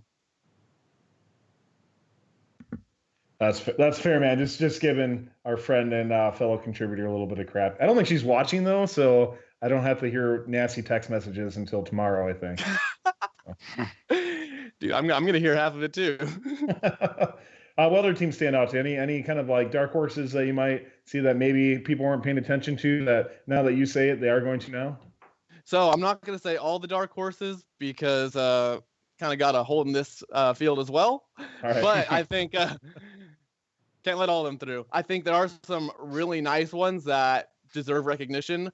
First one on my mind is 948. They don't have any event wins, so a lot of teams who don't do as good of scouting see that as a bad sign. But over in PNW, they were killing it in almost every match. Yeah. Fantastic gear team, fantastic climb. Overall, what I really liked was they had really good driving. Their drivers pretty much knew what was going on with their robot, and they had good control over their vehicle, which I think is really important. Alongside that, 3937 and 3737, both are strong gear bots. Don't have much of a reputation, so they could easily be overpassed. But I think good scouting is going to show that these teams can help any alliance. Okay, I'll jump in because 3937 was definitely my dark horse and breakaway, and they're a robot that for a long time I think people have overlooked them because they paired up with 16 to win events previously, but this year they won the Bayou Regional, where they were ranked pretty low in that, but winning the Bayou Regional, they looked really good. They were at the Arkansas Rock City, had a little bit of rocky start at Rock City, and they just seem to be kind of continually improving. And Breakaway is a team that I think is going to be kind of your next Arkansas team that starts to really come to the fray and show themselves to be a powerful team. Oh, definitely. So, Mike, Justin, any teams that stand out to you here? I didn't look hard at this one, but I do have a question for Andrew, and that's What's up? Does fuel matter? After watching this video that surfaced this week. Oh, dude, that was so sick. You should have been there. I man, think I fuel wish- definitely does matter. Fuel has to matter. In the off season, fuel's gonna be worth more. I can almost guarantee it because it is the cooler part of the game, and I'm slightly rustled that it's not worth more in the actual season. Yeah. I'm a Jared Russelled, anyways, but Yeah, you can't say you can blame Jared Russell. That's great. So, well, let me ask you then. In this division where there's not as strong of a presence for fuel scoring robots, do you think that once what alliance gets out of this division, one, is it not going to contain a fuel scoring robot because the fuel's not that strong? You could see potentially a lower seed winning the division, and regardless of that, are they going to have a lot of issues when they get on the Einstein? So I actually think I'm confident that the winning team or the most successful alliances in Turing are going to have, for sure, one strong leading fuel scoring robot, two really good gearbots. I think these alliances are going to be going for 40 kPa in auto or directly out of auto and 4 rotors.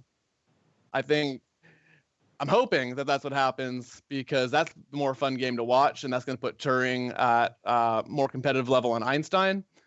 But yeah, I don't think it's going to be a full gearbot alliance making it out. Justin, did you have something for the Turing division? I just want to ask Andrew, what do you know about Farmer John? Silence. Honestly, Oh, Adam Hurd is convinced that this user is me. I've told him a million times it's not.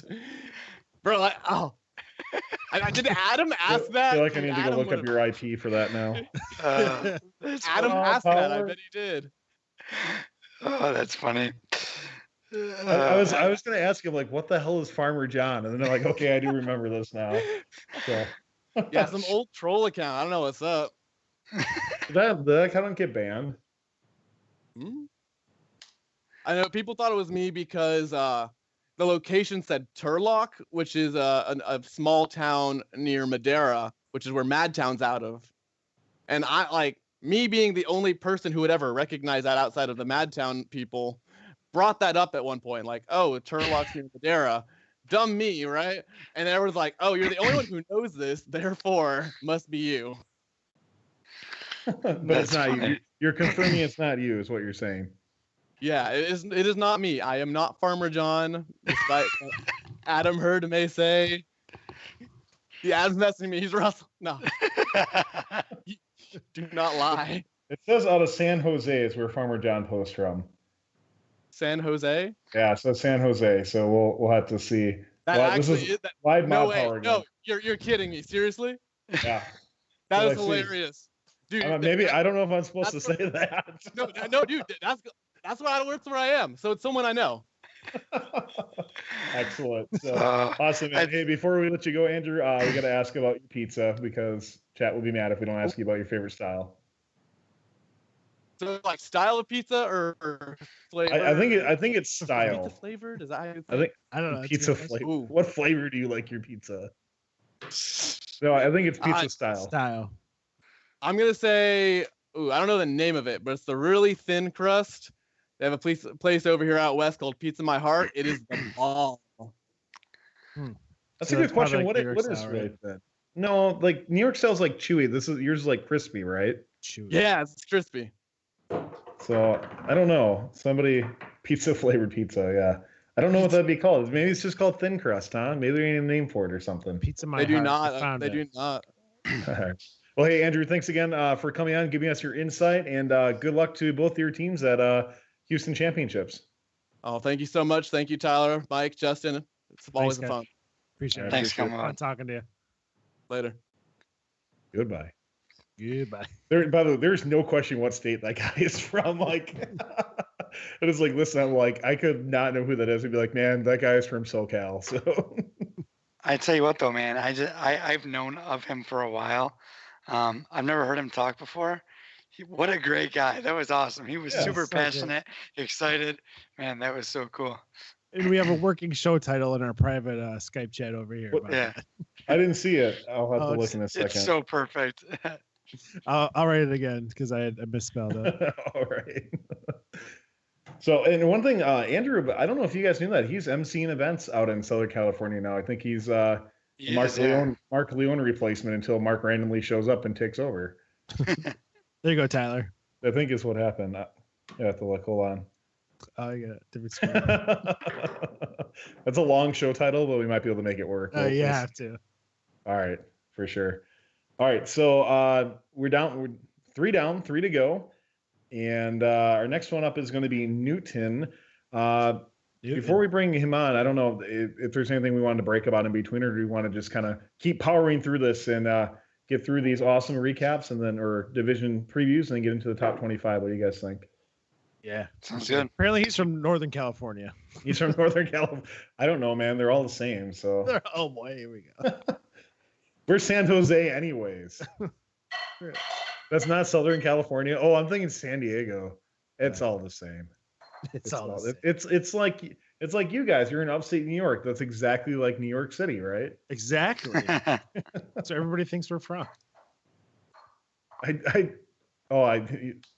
Perkowski says I should check Andrew Lawrence's and Farmer John's IP to compare. I can't publicly say that even if I did. So I got to watch my boundaries here before I He can neither confirm, deny, nor discuss. Yes. It's like when we were under NDA last year. It's just the same thing, right? So, all right. Let's see if we got Austin VD coming in. He said VD because I don't know how to pronounce his last name. We'll have to ask him. I think it's Vines de Rusio. We'll try. I'm curious on how that is. But he's from 79 Team Crunch. Looking to talk about the Newton division. Let's bring him on. Tower's slowly living my first day of school, going through the roles for the first time. Austin Vance Saru. Let's see if we got it right. Hey, Austin, how's it going? All muted. Been there. We have.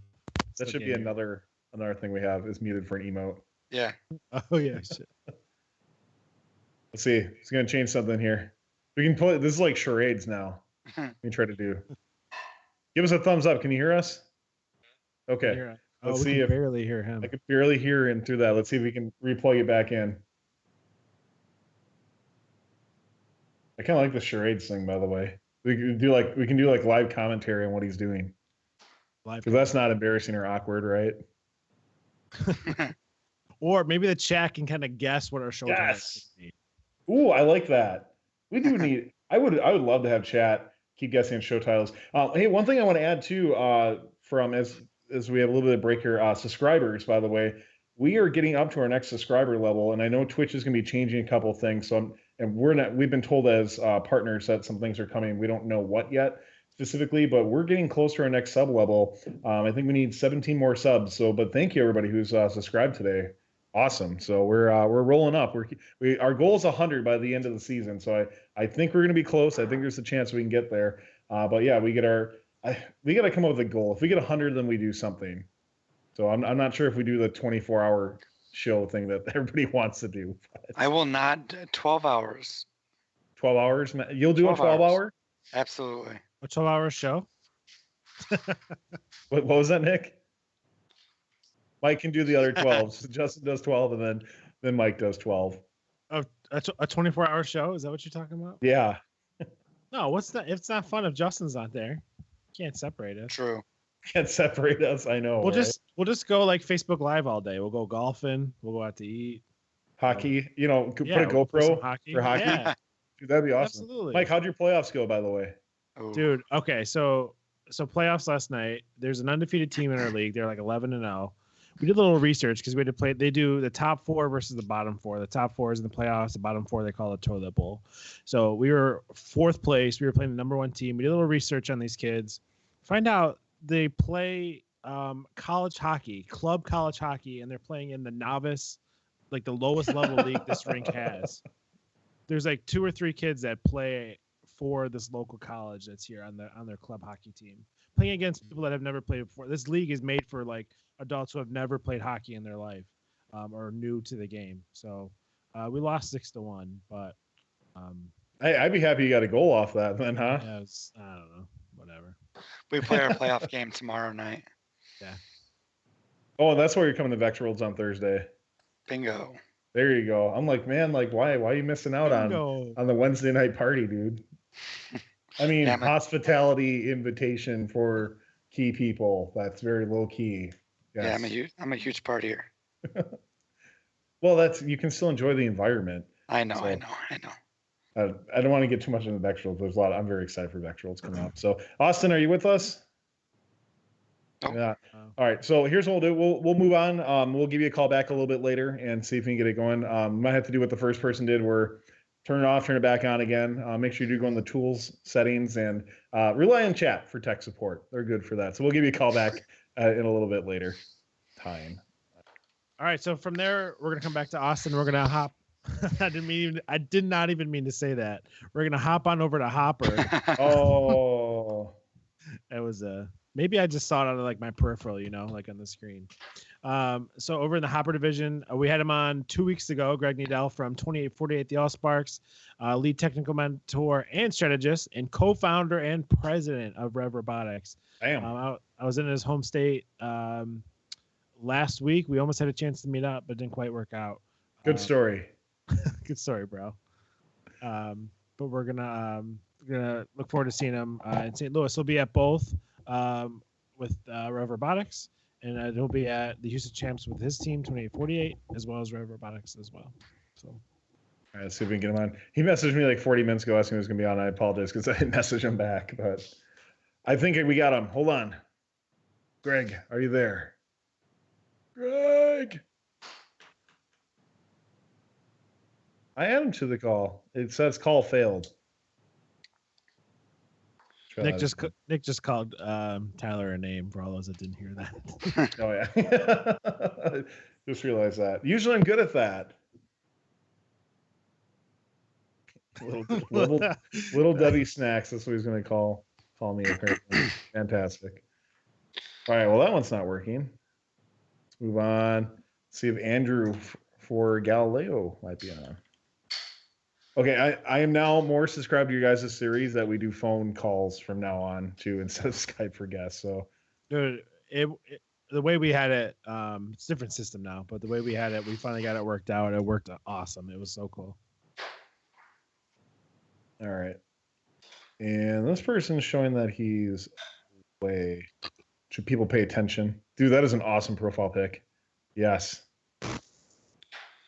Hey, he's ready. Look at that. Hello. How are y'all? Hey, good. How are you, Andrew? Yeah. So, Okay. Andrew, you're from 5414 Paradox. Yep. Is the pair like a thing? Is that a symbol for it or anything like that? We use pairs everywhere. In fact, we have some pretty funny stories with some of our puns that we've used.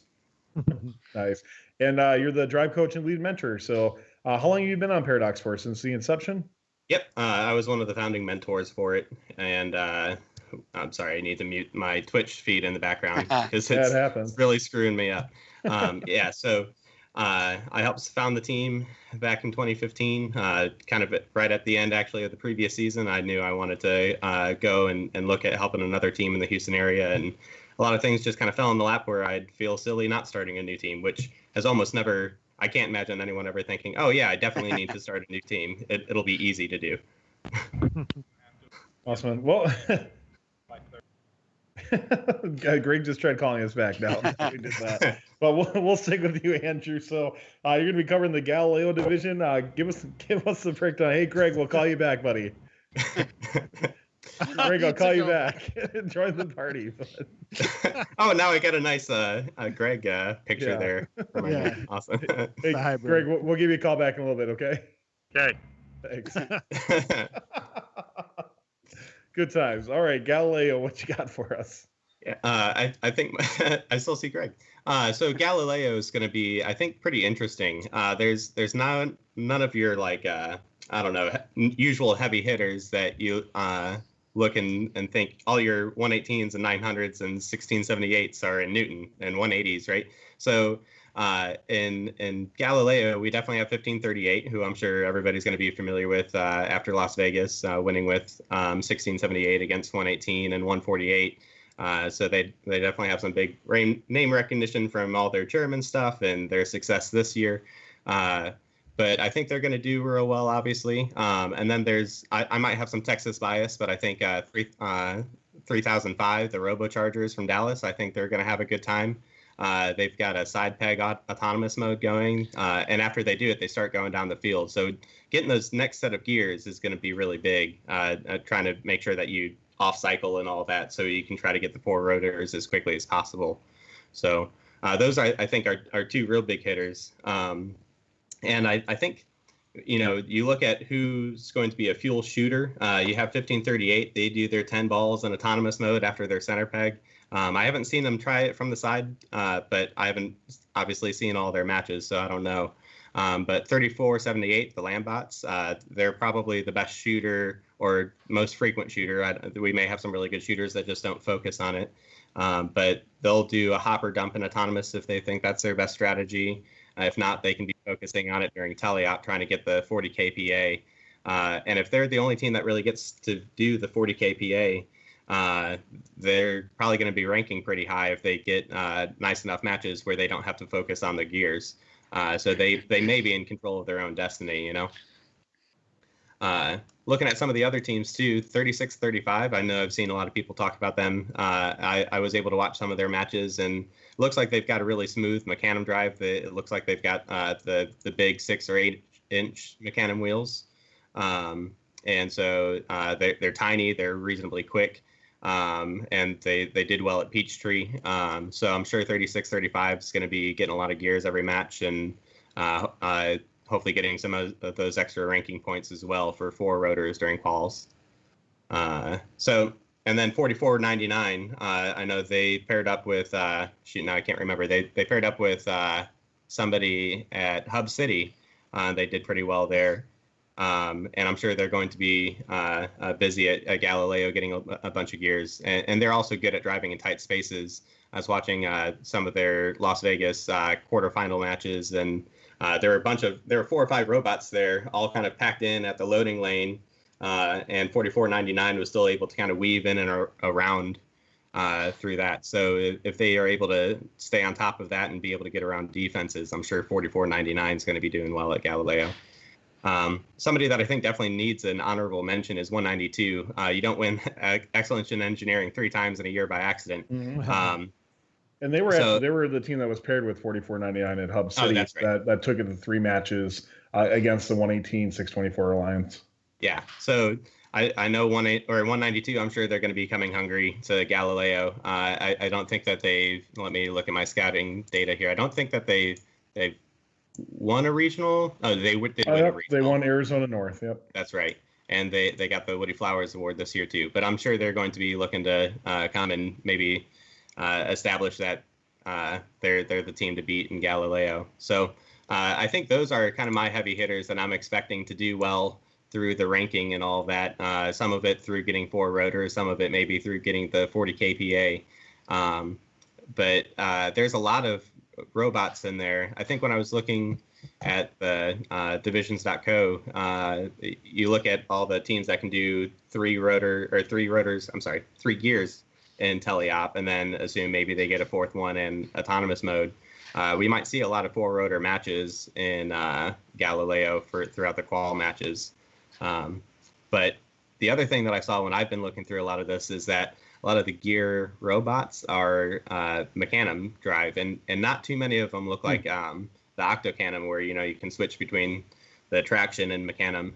So that maybe I'm biased against because Paradox has the Versadrop modules, but I'm hoping that kind of thing can come into play, especially in playoffs when you start getting a lot of defense and not being able to be pushed around. I think that will be important. But there are a lot of good robots in Galileo, a lot of good gear bots, but I think a lot of them rely on the Mecanum drives for getting lined up right at the last second there and getting it on the peg. That's an interesting point. When I was looking at the Galileo division, I didn't really I noticed that because there are a lot of really notable teams, I did not notice a lot of them are Mecanum bots on there. So that's an interesting point to bring out. And I'm sure if you ask over on I was going to say North Champs, over in St. Louis Champs, Titanium definitely showed that you can still do quite well with Macadam, but that does not mean that every one of these teams is going to fall in that same boat. Not every team's a Titanium. Yeah. So it'll be interesting. Did you? I apologize. You mentioned. Did you bring up Holy Cows at all? I did bring up Holy Cows. They were actually the first team. There we go. Getting that center gear and the fuel, that's going to be a distinguishing factor for them, especially when it comes down to the playoffs and you don't have a whole lot of fuel shooters in there. That fuel is going to be important as a tiebreaker. The thing that I think will be interesting, maybe to keep in mind with Holy Cows, is I think there's three questions really ask about all of it. Is how do you rank well in your division? How do you win your division? And how does an alliance from your division compete well in Einstein? And I think all three of those might be slightly different in Galileo, because in Galileo to seed well, I think getting that fuel in autonomous mode after getting a gear is important. But to win the division, I think you really need to be trying to get either 2 rotors in autonomous or being quick about getting the 4 rotors so you can play some hard defense and try to prevent the other alliance from getting their 4 rotors, which was shown in Ontario and especially Michigan, right, where a team would get 2 rotors and then just start playing defense. But there's not a heavy fuel shooter in Galileo to really mimic the same strategy that 2337 did. But then when you look at how would a Galileo alliance compete on Einstein, I think the only way to do that is if you're able to get a 2-rotor autonomous, have 2 of those robots shoot at least 10 balls towards the boiler, and that's really the only way you're going to be able to compete with a team like 118 or 1678 who can get the 40 kPa in autonomous mode. So if you get the extra 40 points from getting 2 rotors, and then if you can get another 10 to 15, maybe up to 20 on a really lucky day, balls and fuel to make up for the 40 kPa bonus, then you're starting to even out the match. So I think the thing that's interesting with 1538 is they're going for the center peg. So that's kind of what I might hope for more in a second pick, coming back up, as opposed to a captain or a first pick. It's going to be hard to get, I think, a second pick that can do the side peg. So that might be interesting. I'm sure they're a really good team, obviously. So I think that they're going to probably be working on things at home to be able to adapt to it, even if their bread and butter during all the qual matches is that center peg. Yeah, you always got to look to see what could they potentially improve, and if you are Holy Cows, I think that's something that pops up. So it'll be interesting to see if they've made those modifications moving in. Yeah, there's a bunch of other good teams. I don't know if I can include my own team as a potential first or second pick, but I'm hoping that we actually just were able to test yesterday at our field, and then today we were fortunate to test it at the Robinauts facility to test in a better field setup than ours, and we were able to do the side peg and 10 fuel. So I'm hoping that we make a good first pick for somebody, maybe a second pick if we're still around for some reason. But you also got 86 who can do fuel shots in auto. That might be a good strategy for doing well in the division playoffs. And then 3211, I think they've got some good fuel capabilities. And then you got 701 who can do a side gear auto. 2333, I think they've attempted a side gear auto occasionally. We played against them at Brazos, and they were real good at Brazos. 2415 has a quick floor pickup. So there's definitely some good teams for that captain and first pick up and down through the 8 alliances. Yeah, absolutely. And 701 was going to be the one that I brought up. I really think they could be a very, very, very compatible pick with a lot of options out there with the side autonomous and a really nice gear pickup, as you mentioned. That's who my kind of that, not even, I mean, they're a pretty well-known team. So Dark Horse, I don't know, but they're the team that kind of really stood out to me. So yeah. Mike or Justin, any of these teams stand out to you? Any ones that you want to highlight? I know you guys talked about a lot of teams there, so I apologize if I'm covering it again. But did you guys talk about the Highlanders at all? Yes. They were the team that they ranked 10th at Colorado, 8th at Las Vegas, both deep, really deep events. And they got knocked out by 1678 in Vegas. And then earlier this season at Hub City, they got knocked out by 118 and 118, 624. So I think they have a really good chance to make a pretty solid improvement. Yeah. So one last thing before, or for me, for Galileo is I'll pull deep, I think, a little bit for a dark horse. I don't know much about 3574, but it looks like they've got a double or triple wide shooter. It looks like they struggled with it their first two regionals, but if they get that working and can quickly dump, 20 balls or whatever the case may be, that may be a difference maker for them. So. Yeah, it's interesting because their team either they didn't qualify for PNW champs or they didn't go. I don't think they qualified looking at it, but yeah, they're going in. So with only 2 events under their belt, that will be interesting to see how much improvement they've had an opportunity to do moving into this division. So, Mike, I didn't hear you. Did you have anything at all? No, I mean he did a great job. Thank you, man. Yeah, awesome. Andrew, we gotta ask you because this is the important thing about pizza, since that's the popular thing today. Do you have a favorite style of pizza that we gotta ask you for? Oh yeah. So I think my favorite style of pizza is a deeper, not a real deep dish like Chicago, but a deeper dish. And then I'm a Hawaiian pizza guy all the way for whatever reason. There we go. All right. I know people either love it or hate it. I love it. Pizza should not be Hawaiian. juicy. Hawaiian with bacon. Yeah. It's the best. So you like kind of like a pan pizza, right? Yeah. All right. Fair enough. So, all right, hey man, good luck to you at the championship event. We'll be looking for your team on the Galileo division. Good luck. Thanks for having me. Yeah, thanks, Andrew. All right, so I think we're gonna try Greg next, and then we'll swing by with Austin at the end there. So let's give Greg a call here. Greg's excited. He's ready to go. I really thought Andrew's analysis was incomparable. How so? I just was really wanting to make a pair pun the whole time. Oh, I didn't get that. I'm sorry. So comparable. Look at this. Greg Niddell, Reb What's Robotics up? in the background. I am at the Houston Champs right now, baby. At the Houston Champs in the Robot Service Center. Just finished setting up our booth. Well, perfect timing then, huh? Yeah, it's been touch and go, but yeah. Well, thank you for making the time and joining us. And what's your start out prediction for ball stacking contest at the Reb Robotics booth? So, I think that if we get some really patient people, we possibly could see like a 6 or 7 stack. But my kids have been trying all season, so I mean, if you get a 6 or 7 stack, you're gonna basically be at the top of our leaderboard. We have a little like Top Gear leaderboard. You'll get to write your name on it. We'll move people up and down as the day goes on, and it'll be fun. We'll see what happens. Absolutely, man. So, hey, you guys in the All-Sparks are on the Hopper division this year. Why don't you give us the breakdown? What are you looking for? What are you seeing? And who are you picking first as the number 1 seed to move on to Einstein? Well, it would be great if we were there. I think that's a little ambitious. There's a lot of really great teams, in the Hopper division, and I want to stay humble. We'll see what happens. We have some tough matches in our schedule. Overall, Hopper's kind of funny because there's teams of different robot depth and capabilities, but really there's really only 3 fuel bots that stand out in my mind. So 1619, 3309, and 4613.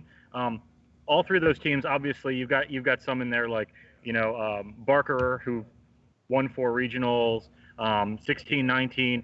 These are teams that have had great success the whole season. But here's the thing that's really interesting. Not a single one of them, so they can do 40 kPa if they work on it the whole match. So, but none of them, have, so 1619 is the best all time with like a 23 ball average, 3309 is a 16 fuel average, and 4613 is a 13 fuel average. So in all time. So these are teams that will probably rank high. I have these guys going 1, 2, 3 unless something happens, because they have the fuel and they can do it their match. The question then really becomes what happens in eliminations. So just like Andrew said, there may be 3 different things where it's what you do to seed well, it's what you do to win out of your division, and what you need for Einstein. I'm saying that if you're not able to put up 40 kPa, like if all you're doing all match is to do that, a 3-gear 4-rotor team 4 and D can win out. So there's kind of an interesting thing because we've got great shooters, and I don't want to take anything away from those teams. Those teams are great, but they are a step behind a 118, a 254, and so it kind of opens the door for a lot of interesting strategies. So I don't know whether those guys will take a gear runner or a dual shooter. They take a dual shooter, the 40 kPa comes more in reach, but how much does that matter in elims? I don't know. Yeah, exactly. Kind of interesting stuff going on at the top. Moving down into gear robots, and I look at these as like these are more dedicated specialist gear robots. I'd say the top 5 are 604. 604 obviously got picked up first overall by 254 at SVR. Awesome gear runner, real simple. Fast too, man. But I mean, super fast, lights out gear runner, right? They don't have a floor intake, so we'll see kind of what I've seen through events this year is depending on how the defense plays, floor versus passive. I think you can actually be faster with a passive than a floor intake because you don't have to find it in the corner. That's the problem that my team has sometimes. But it's hard to say. You play in a real rough, tumble defensive division. Passive might be better. You pay in a little bit more light. Floor might be better. Who knows? 38-35 is really solid. They're from Israel. They were a semifinalist of the Israel Championship, and they put up with their alliance 4 rotors in 11 of their 17 matches at the Israel District Championship. So wow. So same thing, right? Israel obviously plays just a little bit different, and that's not to bash on the Israel District. I got much love for the events in Israel, but it's interesting to see how they'll play when they're facing teams that they don't see. Next on my list, I've got 5431 Titan. They're a local team from Texas. They built a really small, fast robot. Literally, if you saw like 1296's Mittens last year or some of like the ultra small robots, that's what Titan is this year. Floor intake and like a crazy fast climb. So they'll do really well. And then 3039 is a good robot, and obviously we put ourselves in that kind of grouping too. So really, the hard part about this is going to be how does this thing play out? Because the teams at the top who can shoot, if we had a 118 or 254 in the division, I think a lot of people say they get 3 ranking points in most of their matches, they seed first, but there's a lot of openness in there, where I don't know what's exactly going to happen. Depending on who seeds first is going to really impact this division and how the whole thing plays out. Yeah, I agree. This is definitely, we've seen a couple other divisions like this, and it's kind of interesting that just the way that the dice get rolled, that it seems like some of the super strong field scores, the really elite ones, are all kind of crammed together in a couple divisions, and then you have these other divisions that have 3 or 4 that are good and really good, but not quite at the elite level in regards to field scoring. So yeah, I agree with you. If I'm, you're probably going to once again see a field scorer take a top seed just the way that the RP breaks down. It's a good chance for that. But I don't see any of these fuel robots picking each other. I don't think it's in the cards. Yeah, I'm going to say this now. If I'm the number 1 seed, and obviously, my kids, we will probably debate this out on Friday night, depending on where we are. But if I'm a number 1 as a gear robot, and there's another dominant gear robot on the field, like a 604, I may just go that way. Because we're not a fuel robot, but we can score a couple in Auton, just a tiebreaker. We used to call it the 305 tiebreaker. But, if you can get 4 rotors 100% of your times, I don't know that any of these fuel bots are going to catch you. Yeah, I think a lot of it comes down to ranking as well, too, because, if none of these fuel robots, or if some of these fuel robots are ranked, not in the top 4 or something like that, that can be a big determinant, too, on who you're going to pick and where, and that could really make a big strategy change and strategy difference. By the way, not for sure. There's somebody in chat that says 604 does have a floor pickup. I don't know if they do or not. Do they? Sorry about that. I mean, regardless, they're a ridiculously fast robot, and they're excellent. They are definitely, I think, my pick from a gear robot to take this division. Yeah, they're great. I mean, it's obvious what 254 saw in them. Great robot.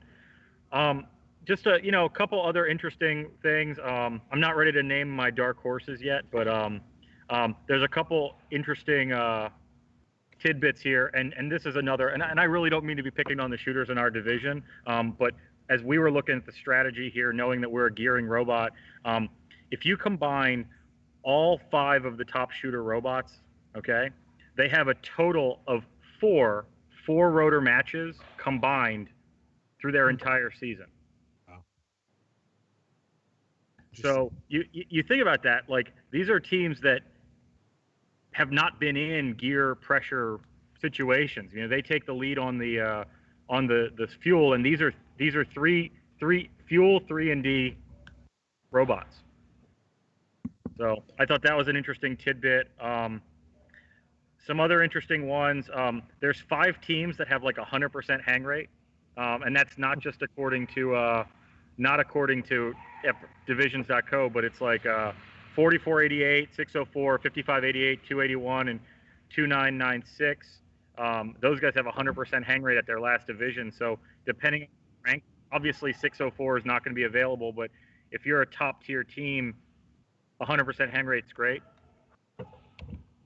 Yeah, and the way I agree. The way that you've broken down this division, I think I do really agree with it. And I think a lot of the focus is going to be what's going to get you to Einstein, and then let's worry about stuff after that, right? So, and the way that you kind of broke that down and analyzed it, I think, yeah, if I'm a top tier team, I think there's good potential. I focus more on what's going to get me to Einstein first, and then maybe not worry about in the grand scheme of things, getting 20 kPa or something like that. Yeah, I think that's a really good point. Yep. So, hey, Mike and Justin, I know, Greg, you say you're not ready to name your dark horses, and that's all right. Mike and Justin, I know you had a couple thoughts and comments. Mike, why don't we start with you, man? All right, cool. So I'm going to take 31-32, Thunder Down Under. Kind of sits maybe in the backseat to Barker Redbacks this season, also from Australia. But the Thunder Down Under has 2 regional wins this year, those being the South Pacific Regional that was in Australia, and then the second win in Hawaii. They took a win there, as well as a Chairman's Award this year at the Southern Cross. So 3 banners at 3 separate events this year for them, 2 being regional wins. So I think, anytime a team has won 2 events, that's to me. And they won with Barker at the I think it's Southern Cross. That was on the Australia event. Sure. And as they progressed, their shooting was getting better. Like their first event, they came out, they were not looking that good in the quals, and then they started progressing more and more. So I think that's a good pick, Mike, because I think they're a team that everybody looks to for chairmans, definitely. Maybe not for their robot as much this year, but that definitely could be a good option. Oh, and they were finalists, at that first event there. Finalists. Yeah, which they lost against Barker. So, yeah. Right. Justin, did you have a team in mind? Just, everyone knows my love for 4613. I'm really interested to see what the Barker Redbacks can do, not only in this division, but, I just think it's kind of cool that, and in my head, maybe it's not even true, but in my head, I think 4613 and 3132 are pretty close. So to see them both end up in the same division, I think is cool. And hopefully they get a chance to play some matches together. But Greg, I think you did a great job breaking down this division. I wish you guys a lot of luck, and it's going to be interesting to see how it all plays out. Yep. Okay. I have one dark horse. I'll bring out one dark horse. All right. Just because I want to give them some fun. I was going through stats, and this team jumped out at me. 63-40. Okay. Rookie team out of the Peachtree district, and they're the Marist Screaming Eagles.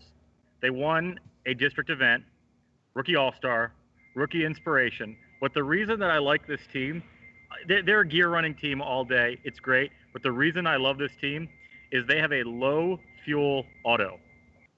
And so it's just you talk about like what breaks those ties, and that, as a gear robot, we look at that, what breaks up the ties. 3-4 points in the boiler, from the bottom in Auton, puts them in an interesting spot, and then they are as good a gear runner as, they're a top 3rd gear runner in the division. So team that probably not many people outside of Peachtree has heard of. They are a rookie this year. I think they'll find some good success here in Hopper. Cool. All right, Greg. Well, thanks a lot for coming on, man, and good luck to your team. Have fun at Red Box as well. So, I got to ask you, how much time are you going to be able to spend watching your team? I imagine you're pretty busy down in the booths as well. I actually, I'm stepping in to coach my team at Champs this year. Oh, wow. So I took a step back for the regionals, but I'm going to step back in. There's some scheduling conflicts on Jared, who was doing other coaching this year. So we're going to work that out when he gets down here later in the event. But yeah, we're up in FTC.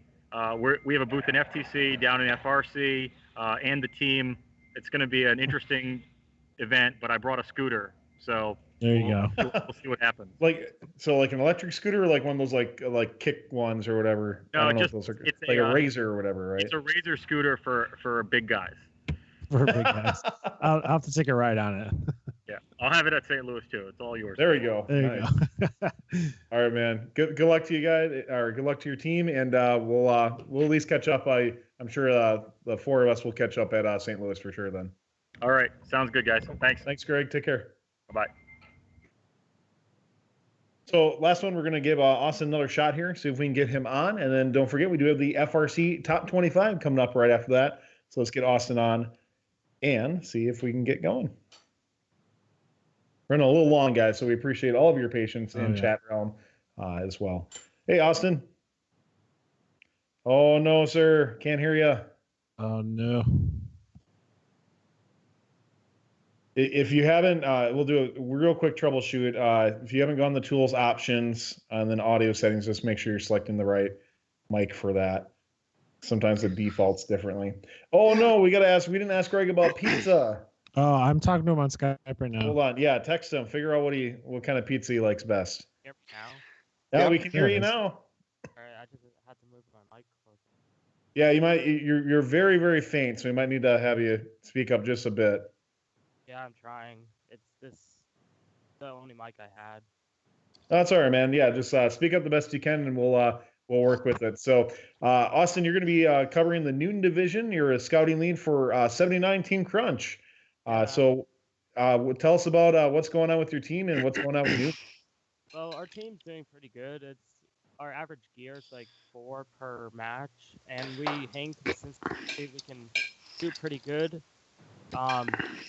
I think we'll do decent at the Newton. Newton's pretty stacked teams here. So in Newton, man, what teams are really popping out to you? Which ones do you think have a really good shot at taking that number 1 seed? Well, I have a few of them here. My top would have to be 1678 Citrus Circuits. That's a bold pick. Yeah, they had that 50 kPa Auton and then the 6 to 7 gears that one match, and that really amazed me. And then after that, I would pick Royal Robotics because they recently released a video of their protobot doing a ton. They redid their Auton, so they say they're gonna have a 40 kPa Auton, so that'd be interesting to see. And then after that, I'd have to pick Robonauts. So you got top teams there, of course, standing out. Those are with Robonauts and Citrus Circuits. You definitely have a couple great field scoring robots. Who was the other one? I'm sorry that you mentioned. Royal Robotics 5842. 5842. I don't know if I'm very familiar about what really makes them stand out to you. The amount of gears that they're able to do, plus them being able to shoot decent during teleop alone. Because I know at Lone Star North, they did a 30 kPa, and I believe in teleop, plus doing 3 to 4 gears. Gotcha. So as you look at from these top teams, you mentioned 1678. And then kind of 118, as you mentioned, kind of number 3. What about 1678? Do you think, what kind of advantage do they really have over 118 in this division?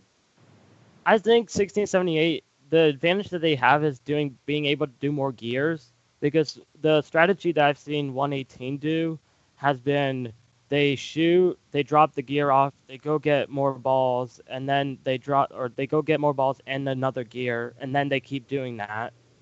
And then once they finish fuel, they'll either continue fuel or they'll keep getting gears.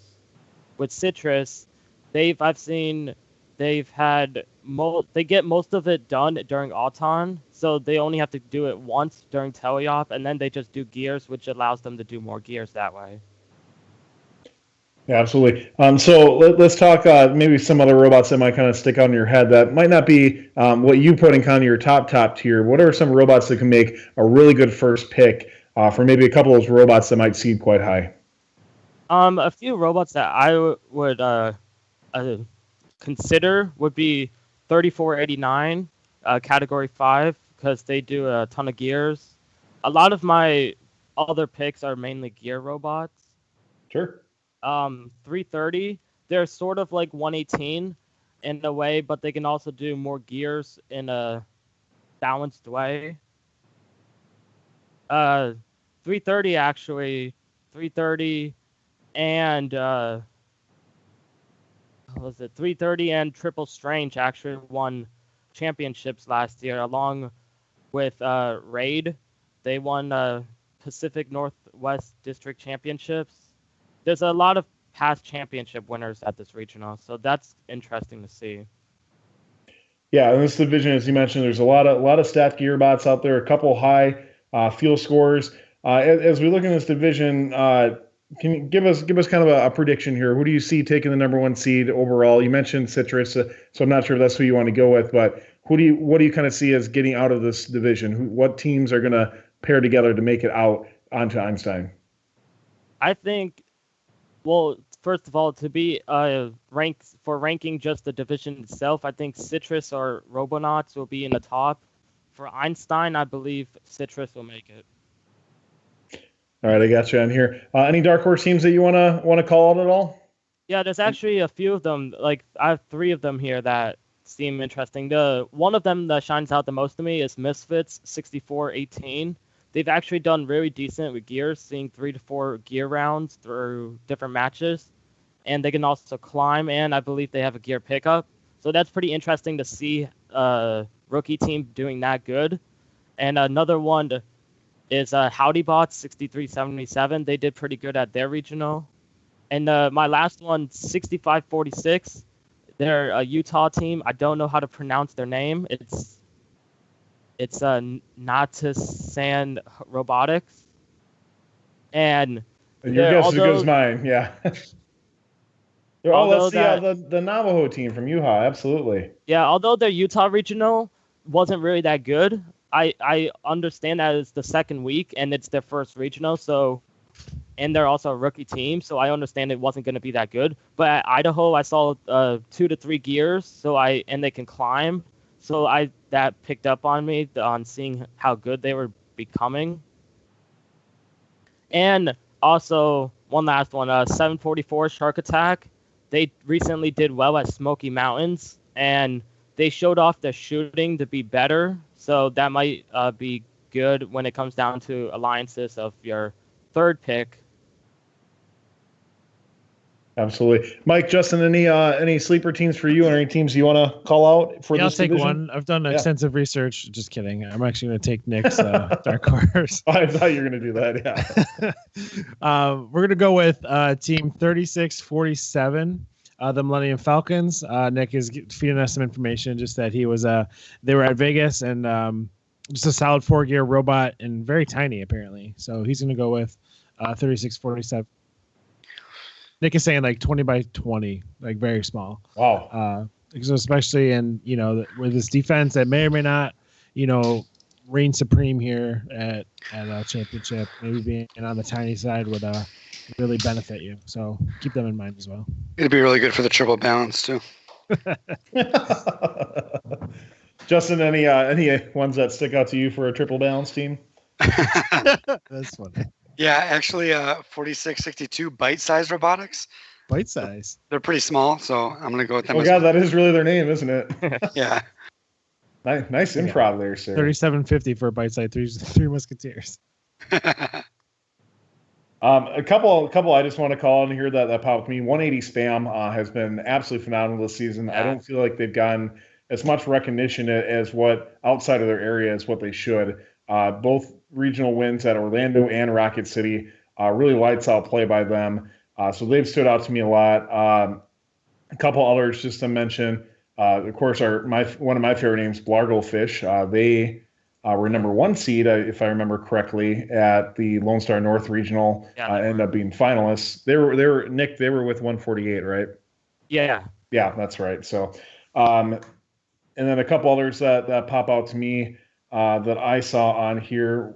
Cedar Park Robotics, CPR 3663, out of the PNW area. They went to the championships. They were finalists, so definitely a strong thing by them. And then probably the last two I just want to mention, Spectrum's always a team that has really, really good foundation, really, really good on the chairman side, but they build some pretty damn good robots as well, too. They were regional finalists twice, and then semifinalists in Alamo, so definitely a team that they didn't take home gold for the robot, but they definitely went really, they got silver twice, and that's definitely nothing to bat an eye on. And then I think my overall sleeper pick is a team that I think has done really well the last couple of years, and that's 4188 Columbus Space Program of the Peachtree District area.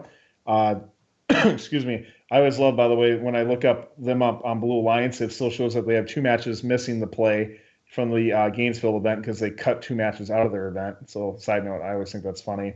But they won the Albany Regional, I think it was, right? Or Albany District event, and were finalists at the Peachtree State Championship. But they've had consistent years the last couple of years, and they've really stood out to me. Alrighty.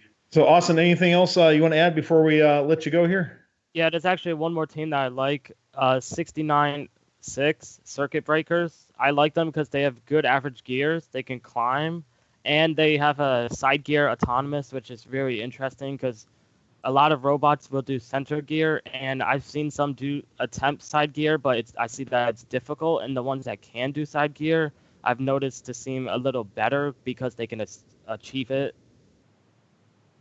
Absolutely. All right, awesome. Well, good luck to you guys at Houston coming up here. And, of course, the 78 Team Crunch, or 79, I'm sorry, 79 Team Crunch in the Newton division. Thanks for calling in, Austin. Thank you. Thanks, Austin. All right, guys. We're through it. We did it. 6 divisions. And we're all of us are getting a little anxious because I know Nick and myself both have early flights tomorrow morning. Oh, yeah. But with that said, a couple things we want to go through. One is before we get into the top 25, we do want to check in with Christine, who's been so ambitious. She's making us 2 drawings today. Is that right, Christine? Well, one of them is not for any of you. It's for my course. Oh, it's for Corsetto. Well, of course he gets his own fancy ass robot there. Yeah, but look, 2 2014 robots. Heyo. Look at that. Yeah. That's so funny. Go ahead. So, yeah, so you chose the hat, huh?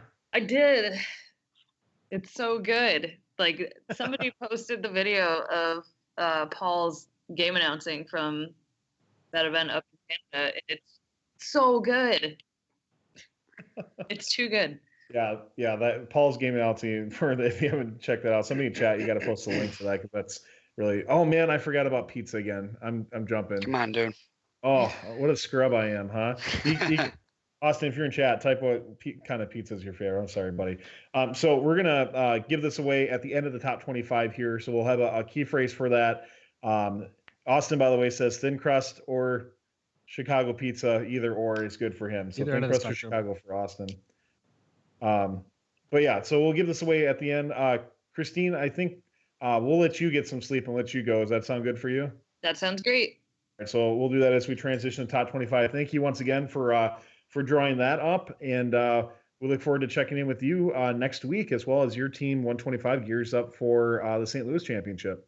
Thanks, guys. Have fun at Beck's Worlds, and for those of you who are going to Houston, if you RSVP to the Blue Alliance event page, we have a sweet, I think it's called a frame, not a filter, on the event page that pops up in Facebook. So even if you're not physically in Houston, the frame actually shows up. It's like a cool logo that says Houston Champ. So be sure to check that out. Wait, could you explain that again? Yeah. So it's like a Snapchat filter, but it's through Facebook. It's a frame. So what you do is you RSVP to the event. You can even say interested rather than going. And when you open the Facebook app up and open the event on your phone, there's actually a button right on the top that says like open frame for this event, and it'll open up your camera and it'll show the logo that I created like right in there, which is pretty cool. It's like a new feature that Facebook is playing around with, and Greg Mara got it working for both Houston and St. Louis. So cool. Definitely worth checking out. Awesome. Thanks again, Christine. And one thing I just want to mention too is if you've been on the Blue Alliance and you saw those drawings that are on top there for the championship by the numbers, that's all Christine up there. So absolutely fantastic job. Those look really cool. Thanks, guys. It's been awesome having you have me on. Never would have expected, the following. I have like over 100 likes on my Facebook page, so it's been pretty awesome. So I really appreciate you, having me on and kind of boosting my stuff this season. Oh yeah, it's been fun. Delighted to have you on, and thanks for hooking us up with some giveaways. Thanks. Thank you. All right, let's. You guys ready to move on for top 25? I know we're kind of real short on time here. So, all right. So, with that said, is Christine gone? There we go. Bye. Well, bye. All right. So, okay. No. So yeah. So we're still on. We're still in the air as we adjust for it. I do actually do you guys want to go through kind of what we're doing for tonight? Yeah, absolutely. So kind of what we internally decided of how to handle there being 2 championships this year was, do we do regular top 25 and then just kind of divide it up, do one show that covers both? Or so what we decided on doing was just have our normal voting. You can vote for the best, or you did or could have voted for the top 25 robots, either championship. And then what we did is we took those votes, basically, it didn't work out like that, but just found the first 25 teams from the master, overall 1 through however many teams we got. First 25 teams of those that were in Houston got then reshuffled. So maybe a team that was third behind 2 St. Louis teams would now be number 1 of Houston. And so on and so forth. So shuffle them out, divide them up.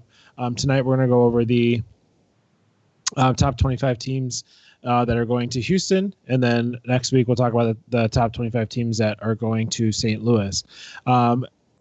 In the past, we've done stickers. We've given out robot stickers to those top 25 teams. We have since separated them. If you follow us on Facebook or any social media, you probably saw our picture of the stickers that are going to Houston. They are designated as Houston Champ specific on there. We'll have the identical stickers that say, but say St. Louis Champs on them, and we'll give those out in St. Louis. The second part of the announcement, I'm not sure when you were planning on sharing, Tyler. Pretty much everything. So I think we've announced everything out there. I can take that. So yeah. So the second part is that we're going to be doing, based on your votes, the breakout for the 2 championships, and then post champs. We'll be doing is taking the same votes that we had, so they're not filtered just by champs, because we want to make sure teams had an even keel going in, like we've always done every single year, right? We'll be in. We're gonna combine it into a general one for us, and then we mentioned that we want to bring back an expert poll for championships. So what we've done this year is we are partnering with Looking Forward to have them do their expert poll that they bring in, and that will be weighed. So your community vote for the top 25 between the 2 champs, they'll be combined together, and they'll be weighed against the Looking Forward expert poll, and where their point system ranks out, they'll be shared internally with us, and then we'll be doing a composite top 25 between the community and between the Looking Forward as well for that. So we're very excited to work with Looking Forward on that and see what they come up with in regards to whatever Looking Forward is to come out with. Well, it's ambiguous, right? You don't know if it's one person or a group of people, and it will be interesting to see how that composite breaks out. And Looking Forward is obviously, in my opinion, from an expert poll standpoint, they bring some of the best insight in first that you can have. So very excited to work with them and work together for post champs. Sounds awesome. Yeah, it does. And then we're maybe I won't say that, but so that all being said, we will have then kind of a final top 25 of all of FRC after that. So we're just kind of deciding what to do with that information from them and on, I guess, is the best way to put it. Yeah. Okay. Okay. So we'll kind of try to get through these quick, not taking anything away from any teams by any means. We just know it's been a long show so far. We have some people traveling tomorrow, and we'll just get through it. Because we may visit some of these teams later again anyway. That's a good point. That's true. That's true. All right. No further ado.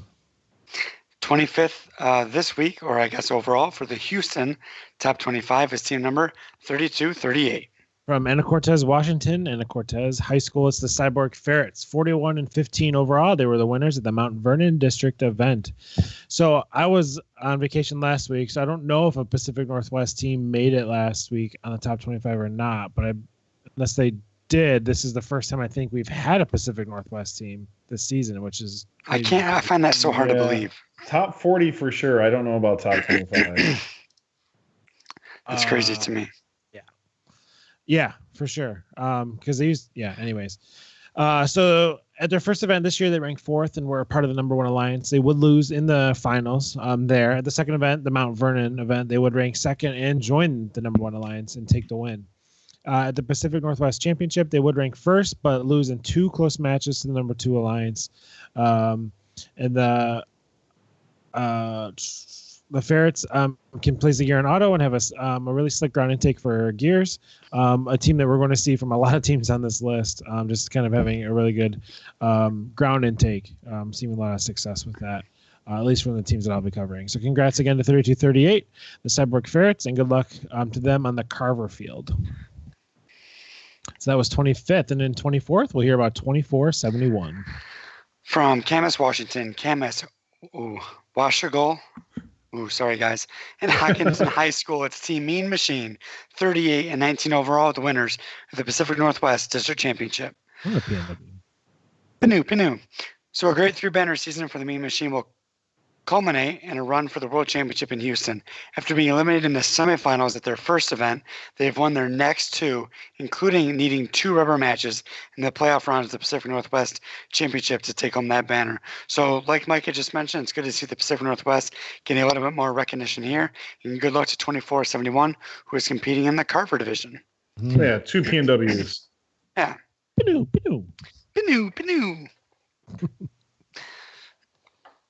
Speaking of tough to pronounce, 23rd, we have team number 4586. From Modin Hamerkaz, I was ready for it, then you screwed me up. It's Primo. 27-19 overall. They were winners at the Israel District Championship. So they were semifinalists at their first event and quarterfinalists at the third Israel event. They entered the district championships event looking to improve from their district performance. Ranking 11th, they would captain the 8th alliance, and with some strategic selections, would take down the number 1, number 5, and number 2 alliances at the Israeli district championship, which is we talked about some of their teams. It was insane prior. Yeah. So they can shoot a few balls or a few fuel in auto. They then cycle gears via the human player and found great chemistry to really win that district championship. That's absolutely insane and a really awesome feat. So congrats and good luck to them as they'll be competing in the Turing subdivision. 4586 Primo. And in our 22nd spot, we'll hear about team 2231. From Central Israel, it's Onyxtronics, 27-23 overall, with the winners of 2 Israeli district events. So with Houston hosting many of the international teams, 2231 is excited to join a diverse group. They won 2 events this season and had a finalist performance at the Israeli District Championship. So now, as the Pacific Northwestern, you get a little bit of traction here. We also have Israel also doing pretty well. That's actually all we have, yeah. Yeah. That's true. So like I mentioned, they'll be competing at the Galileo field, and good luck to 2231 Onyxtronics. All right. And moving along to another team from Israel. No, I'm just kidding. Team number 1477. From Conroe, Texas, College Park High School, it's Texas Torque. 41-10 overall. They were winners at the Lone Star Regional. So all the way back to Hub City and way back in early March, seems forever ago. Texas Torque were finalists at the event, which is Hub City. The Lone Star Central, they ranked 2nd, were selected 1st overall, and took the win there, as well as the Regional Chairman's Award. And then at Lone Star North, they captained the 2nd alliance, but fell short in the semifinals, losing in that round. So entering the Roebling subdivision, they will be looking for some more success as well as that coveted Chairman's Award as they are in contention for that. So good luck to Texas Torque. And again, we'll see them in the Roebling subdivision. We'll never call them subdivisions ever again. Why? What? They're not called that anymore? No, they shouldn't be. Sorry. Oh, I know. Whatever. It's over it. All right. And then in 20th spot, we'll hear about Team 3309.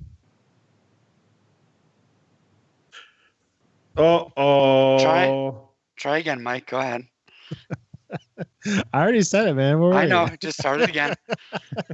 Take it from the top. That's right. Click. All right. In our 20th spot, we hear about Team 3309. From Anaheim, California, Cerva and Rosary High Schools is the Firebots, 32-16 overall, the winners of the Orange County Regional. So the Firebots have been in the top 25 both for their robot performance, and we mentioned them earlier in the season after they picked up the Chairman's Award at the Arizona North. They continued on and competing in LA, finishing as finalists before seeding first in Orange County and going on to take the win. So look for the Firebots to be one of the best fuel scorers in the Hopper field, and that could easily have them picking first or second overall on Saturday. Good luck to 3309, the Firebots. Is that 3 times this show, Justin? Yep. He says it. It is a 3-hour show, so he gets one per Once hour. an hour. There you go. Awesome. Moving on to another team from Israel, Team 2230. But seriously, this time. Yeah, I know. Here's Laya, Hamerkaz, Israel. General Angels. Thank you, man. I don't know. I missed that there. The General Angels, they're 31-18 overall. They're winners at the Israeli first event and the Israeli district champs. So showing here at number 19, this team from Israel zips around the field pretty quickly after placing a gear in auto and receives gear from their human player and then cycles from then on. This is how they found their success this season. So congrats to them on a well-built machine. They'll enter the Hopper division in Houston looking to continue their success they've seen this season and just kind of have that great boost by most recently winning that the Israel district championship. And just kind of the craziness that was all on that, just kind of riding that high there in Houston in the Hopper division. So again, that's 2230, the General Angels. Except you wrote Angles. Israel coming strong, man. Angles. Spell check. Doesn't exist on Photoshop. It doesn't. Libby Hishorn. 12 times. Somebody PMs me, you spelt it wrong. I'm going to get right on that fix. Not really. Sorry, okay. General Angels. There we go. I apologize. Let's go. Moving on to our 18th spot, we'll hear about Team 624. From Katy, Texas, Cinco Ranch High School, it's Kryptonite, 29-19 overall, and with the winners, the Greater Kansas City Regional. So 624's season began in Hub City, where despite getting KO'd in the semifinals, they're recognized for their awesome off-field achievements with the Chairman's Award. The next event saw their robot success now rewarded as they won the GKC Regional. So running off the season at Lone Star, they were eliminated in the semifinals once again, but like we talked about in our division previews, we know they're bringing a great robot to the Roebling division, and we certainly wish them good luck to 624 Kryptonite. I just watched. I'll have to repost it later. I just watched the video we made of the greatest moments of aerial assist, and 624 was in there. I think for the first robot that did a 2-ball hot auto. That was a great video, by the way. Yeah, I just watched it actually during one of those division previews. I really like those greatest moments videos. It just, I was like saying, I miss a game where we could have those. You know, like I mean, you have it here, like your first 40 kPa auto. You know, your first 4-rotor match. Like, where do you go from here? Like, you just don't. There's nothing like that sticks out. I don't know. Anyway, true. Side rant. From 17, Jay. In 17th spot in the Houston FRCTop25 is team number 604. From San Jose, California, Leland High School, it's Quicksilver, 25-5-1. season record, and they were winners at the Silicon Valley Regional.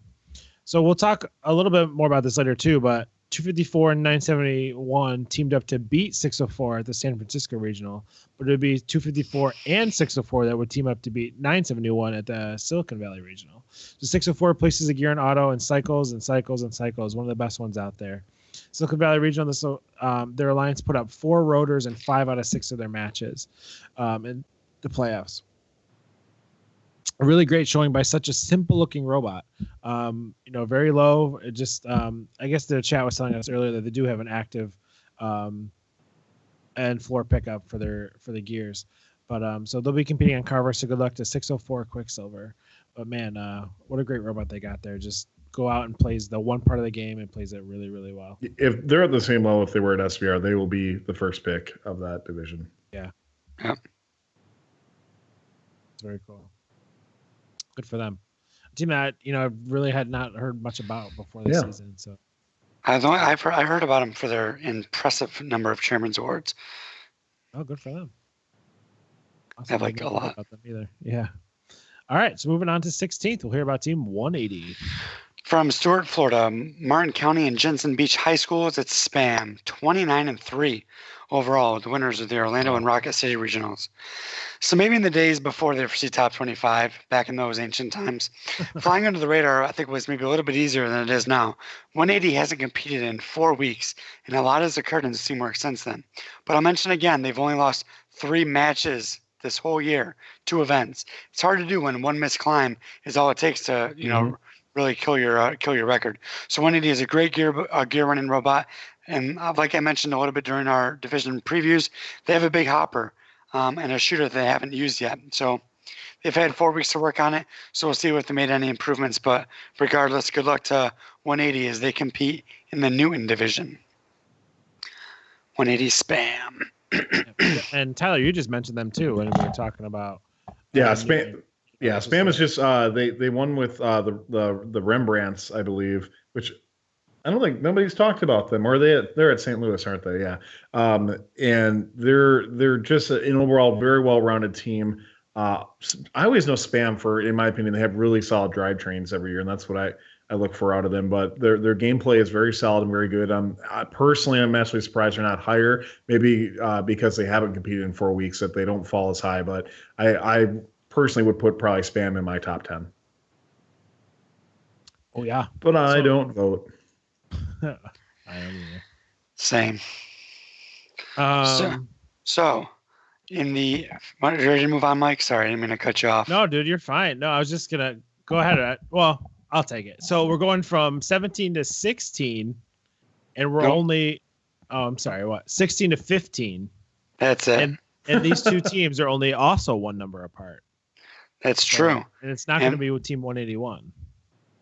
And ironically enough, they're another team from Israel. No, another team from Florida. Team number 179. Over, bro. All right, Team 179 from Riviera Beach, Florida, in that Grove Community High School. Children of the Swamp. They're 19-10 overall. They were winners at the Rocket City Regional. So they were quarterfinalists in their home state. Children of the Swamp looked for redemption at the Rocket City Regional. And with a home state team, took the win at that regional. So 179 has that single stream shot that I'm very fond of. Very effective, very accurate. They also have a quick floor pickup for gears. They'll be entering the Carver division after exiting Newton in the quarterfinals last year. So good luck to them, and that's Team 179, Children of the Swamp. And I think, was it with Team 180 at that event? Yeah.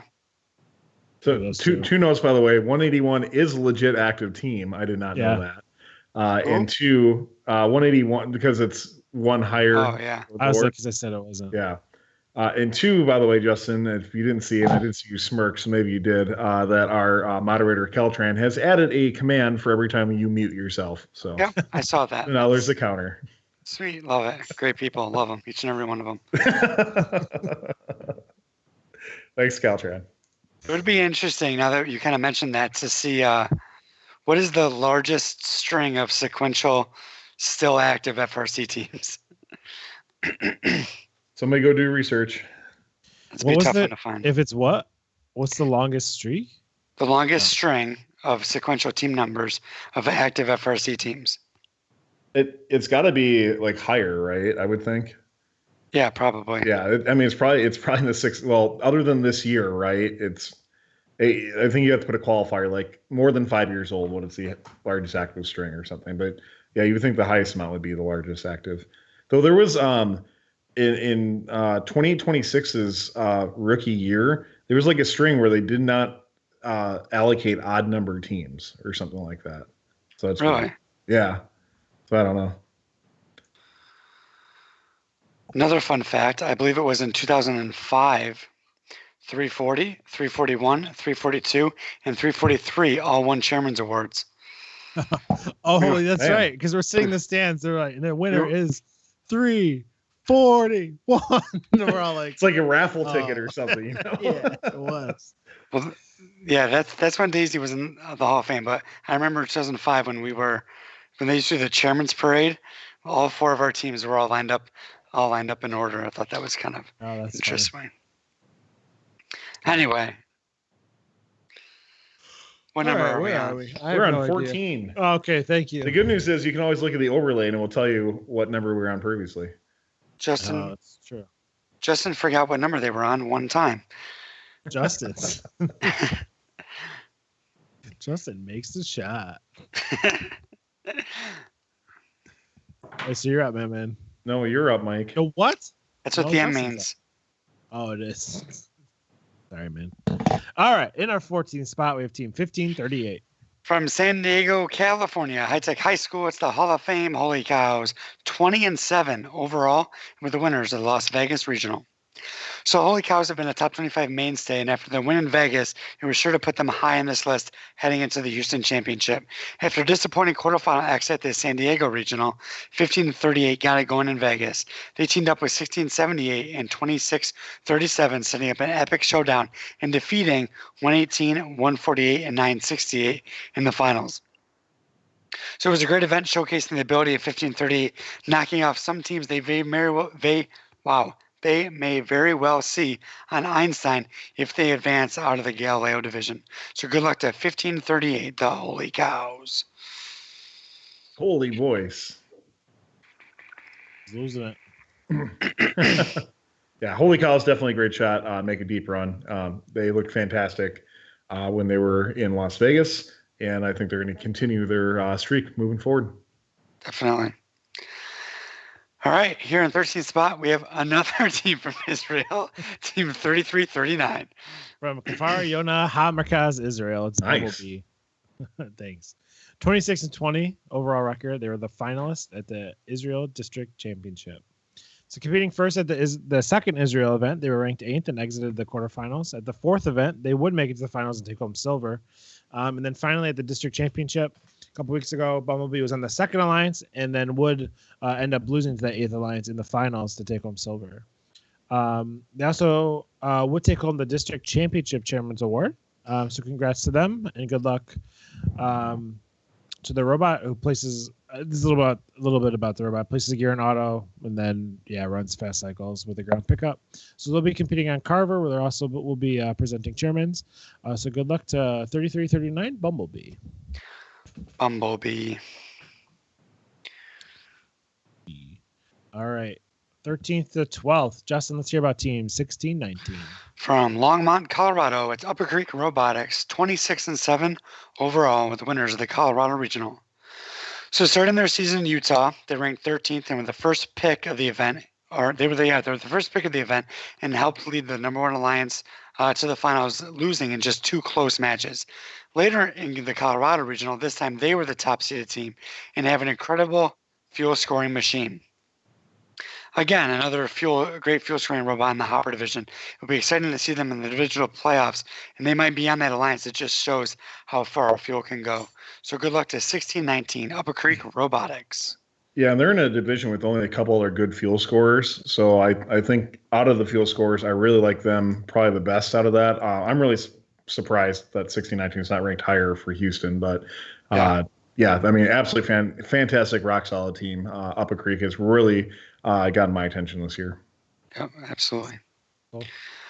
All right, we're approaching the top 10, but we'll stop here at 11 and talk about team number 16. From Mountain Home, Arkansas. Mountain That always messes me up when I try to say it the real way. Mountain Home Career Academics Bomb Squad. It's the Bomb Squad. 23-9 overall. They were the winners at the Arkansas Rock City Regional. So starting this year off on the right foot, the Bomb Squad had an impressive outing with the win at their first event.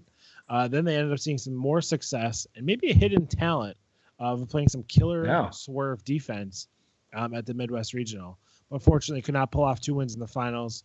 I think they won the first match, though, or maybe it was the second.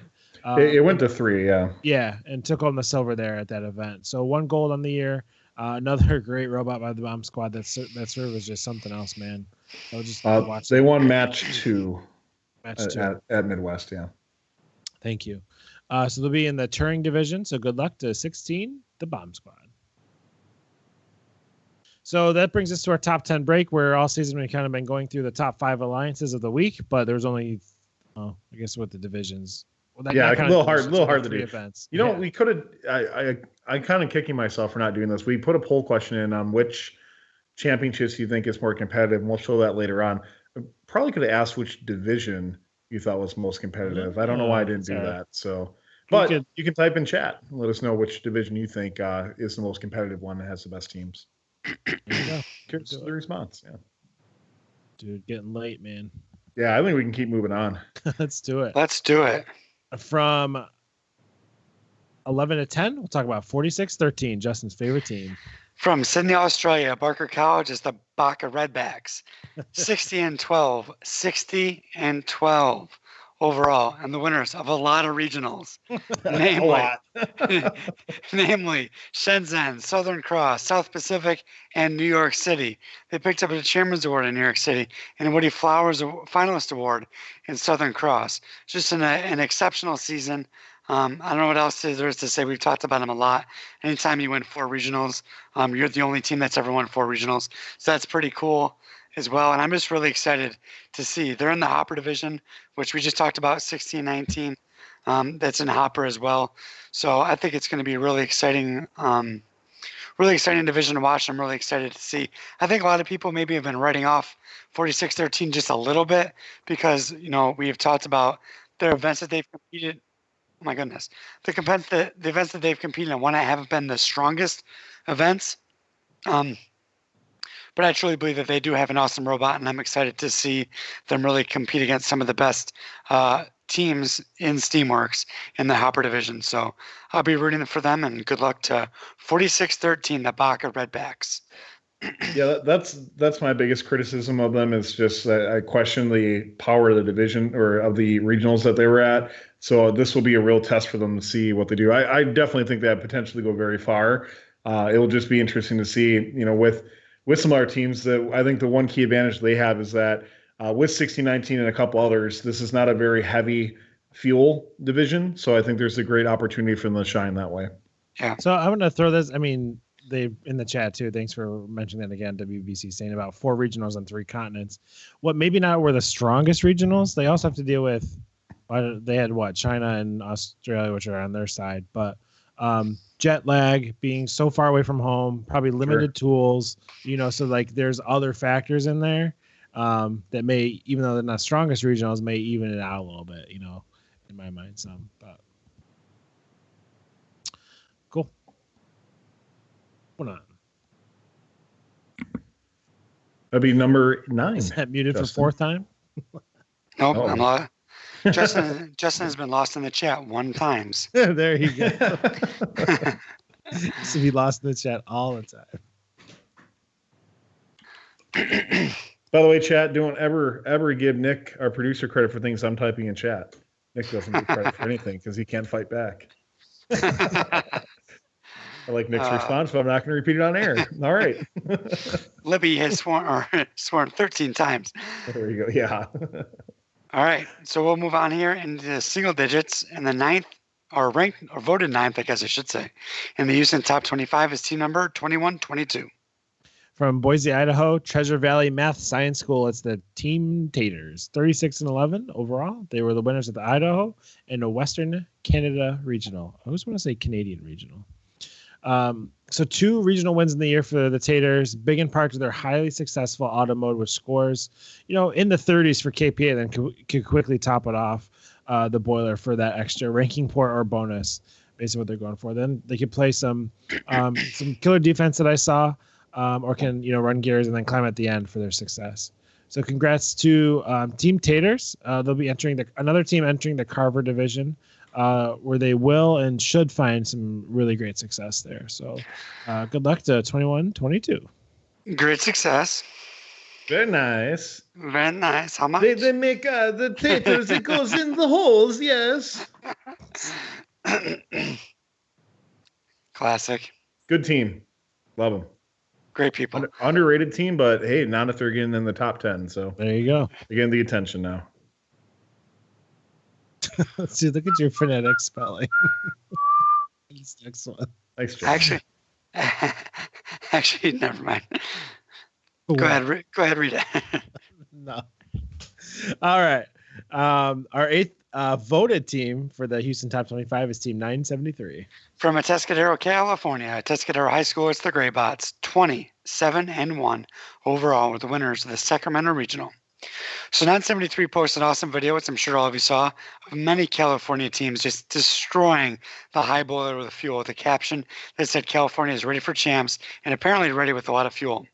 For 973, they used a tough semifinal exit as ammunition and drive to come out swinging later in the year, teaming up with 1678, another team in that video, as well as 25-43 to win the Sacramento Regional. So California certainly seemed to think that fuel is going to be the ticket, and 973 certainly fits into that category. So you see them going for gold in the Roebling division, and good luck to 973, the Greybots. Nice. Oh. Who's whistling? Okay. No, that was Justin. That was me. Justin has whistled 1 time. All right. In the 7th spot, another team from California, team number 330. From the Greybots to the Beachbots in Hermosa Beach, California, and the Hope Chapel Academy. They're 27-8 overall, winners at the Los Angeles and the Arizona West Regionals. So the Beachbots have a quick robot on the ground and paired with an efficient ground pickup for gears, as well as adding in some fuel and auto. This team found some success early and off in the season, taking the number 4 and number 1 seeds at their 2 regionals that they attended this year. So good luck to the Beachbots. They'll be entering the Newton division. We talked about them and their fellow people that they'll be with earlier in the show. But again, that's 330 the Beachbots, 2 regional wins in the year, and good luck to them in the division. Like, I remember talking about them, I feel like earlier in the season a little bit, and then haven't heard about them much, and then maybe I was gone last week, but and then now they're here at number 7. So congrats to them. Yeah, and they were at the Arizona West, right? Where they were winners there too, weren't they? So yeah, they were. Yep. 2-time, champs coming back as 2-time winners and still not getting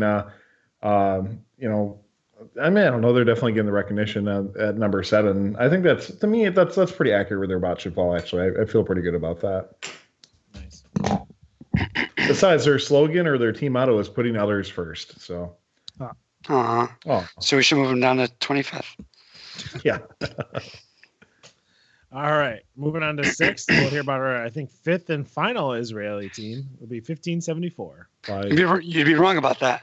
Yeah. from North Israel, it's Miskar, 42-8, or 42-8-1 overall, with the winners of 2 Israeli district events. Can we spend a little bit of time with Israel helping them name their district events a little bit better? Yeah. District event number 1, district event number 2. Anyway, Miskar is one of those teams that will come into South Champs, and for maybe some people that have been paying close attention to the FRC world at large, will certainly turn some heads. 1574 is a very, very, very good fuel scoring robot. They're able to achieve the additional ranking point for pressure in all of their most recent matches, which notably was the Israeli District Championship. So there's no reason to believe they won't be able to do that again in Houston on the Roebling field. That will certainly put them in a picking position. So good luck to 1574, Miskar. So 1574, and I think I mentioned this before, Justin, but I feel about them how you feel about Redback. Like I just think they're a rock solid team and very, very, very impressed with the team that usually has been known for chairmans and not for their robot, coming out with a really strong robot this year. And personally, I think they're the best team in Israel. There you go. Been said. Into the top 5 we go. There we go. We'll talk about team number 987. From Las Vegas, Nevada, Cimarron Memorial High School, it's the High Rollers, an overall record of 20-8. They were the winners at the Utah Regional. So entering the Carver division this year, another team in Carver. The High Rollers have one regional win on the season for them. At their hometown regional, they were out in the quarterfinals, tough loss. But they have a great robot showcasing their year in and year out amazing programming skills. In auto, they can place the gear, then shoot some fuel from the hopper. So go deliver and then go over to the hopper and shoot. 987 knows how to win, knows what it takes getting to Einstein. Won Galileo last year. Look to do it again this year in Carver. So congrats to your reigning championship Chairman's Award winners, Hall of Fame team, and good luck to them. So just a side note, just to recall the amazing season they had last year. They had 6 blue banners last year, 3 regional wins, regional Chairman's Award, division win, championship Chairman's Award. So coming off on a great season, and good luck to them. Go ahead. All right, I was going to say the one thing I think that pops in a lot of heads that they are rated too high this year. And that would actually popped in my head originally too, but you got to look at it. They kind of remind me, if you look at like 1114 or 971 at their other regionals that they had, 987 has a very high upside. And we saw it at Utah. They did really, really well. They had some hiccups at Las Vegas at their home regional. I think to put them below, maybe 5 is a little bit too high in my opinion, but to put them at below the top 10 or something like that, I think they're going to be a team that might surprise some people where they're like, oh, their robot's not that good. They're just getting high because their name. They have a fantastic robot. I think it's going to perform quite well at championships. Awesome. Yeah, I mean, their programming, man, is just so smooth. Yeah. So nice. I love watching it. And I was just going to say that Mike, I think, copied the High Rollers one that I wrote before onto this one. Which one? The intro. I did not. You wrote that one yourself? I did. You wrote it just like I do. It's very good. Very professional. Every comma's in the right place. Summer Memorial, I abbreviate HS. You should see that. Oh yeah, you should see the ones up above. I just started listing like city. I know. I'm like, you naturally just say it now. I've done this so long. Like now I can just write the city, high school, team name, record. Like, wow, there haven't been any Michigan teams yet. Just kidding, lately. This ball sucks. No Michigan teams, no New England district teams. Not my fault. Maybe they should choose to go to Houston. Jokes. Top 4, guys. Let's do it, man. Home stretch. So now it's our 6th and final Israel team, 1690. From Northern Israel, it's Orbit, 24-17 overall. We're the semifinalists of the Israeli District Championship. So 1690 World Finals last year might hold the record, at least for now, for the highest ranked team in FRCTop25 without an event win. What has allowed 1690 to seat so high is they have a great robot, and Israel is really, really good at voting. No, I'm just kidding. They have a great robot. They're the number 1 seed at the district event and the number 1 seed at the Israeli District Championship. So I think for 1690, it was a little case of death by Serpentine, having a little bit of trouble finding those super reliable last picks. But they have an awesome robot for sure, and once again, they'll be looking for success reaching Einstein, this time out of the Carver division. So good luck to 1690 Orbit. Orbit. Okay, so that's like a 4th of our robots here are from Israel. They come strong every year, man. They always vote really strong. But I'm going to say one thing though. They do vote really strong. However, this year with the Israel districts, we have seen way more Israeli teams float to the top and really come out to play at a strong level. So I'll give it both ways. Strong voting by Israel, but also on the other hand, they're starting to get more and more robots, just like in Canada this year, where we're seeing other robots we have never heard before in Ontario. They're rising to the top. That you'll see when we do the St. Louis champs. I think it's the same thing with this. Very comparable with next week. You're going to see that with Ontario. Some great teams rising top. You might not have thought of before. It's the same thing with Israel here as well. Yeah. All right, ready to do the top 3? Let's do it, man. 3rd in the Houston FRCTop25 is team number 971. From Mountain View, California, Mountain View High School, it's Spartan Robotics. With an overall record in Steamworks of 22-6, they were the winners of the San Francisco Regional. So Spartan Robotics is coming off a killer 2016 season, really turning heads with the way they built the robot last year, man. Got off to a great start at the San Francisco Regional earlier this season. They ranked second and taking gold with that #1 alliance. From there, they were passed up by their former partners, as mentioned earlier, and they were out in the quarterfinals then. At the Silicon Valley Regional, though leaving in the semifinals, they picked up the Woody Flowers Finalist Award and the Regional Chairman's Award. So Spartan Robotics kind of gets that trifecta that we talked about during the 2017 season, being a regional win, Regional Chairman's Award, and Woody Flowers Finalist Award. If you do that all the same event, that's like mint. But so congrats to them on yet another amazingly successful season and an awesome robot. And good luck in the Carver division. Hey, Nick, can we just bring up that video just real quick that was aforementioned about the shooting thing? I hope everybody's seen this, and I should have posted on our stuff, but I was doing Seven River stuff, but like this is just absolutely insane. It's stupid. It's what it is. It's just wow. It's just a barrage. I love it. Very nice. It's funny. We bought those yellow Fairlane wheels that they're using in there. We never even tested it. We were so happy with ours. Then I saw that video. I was like, oh, everyone's using the yellow one.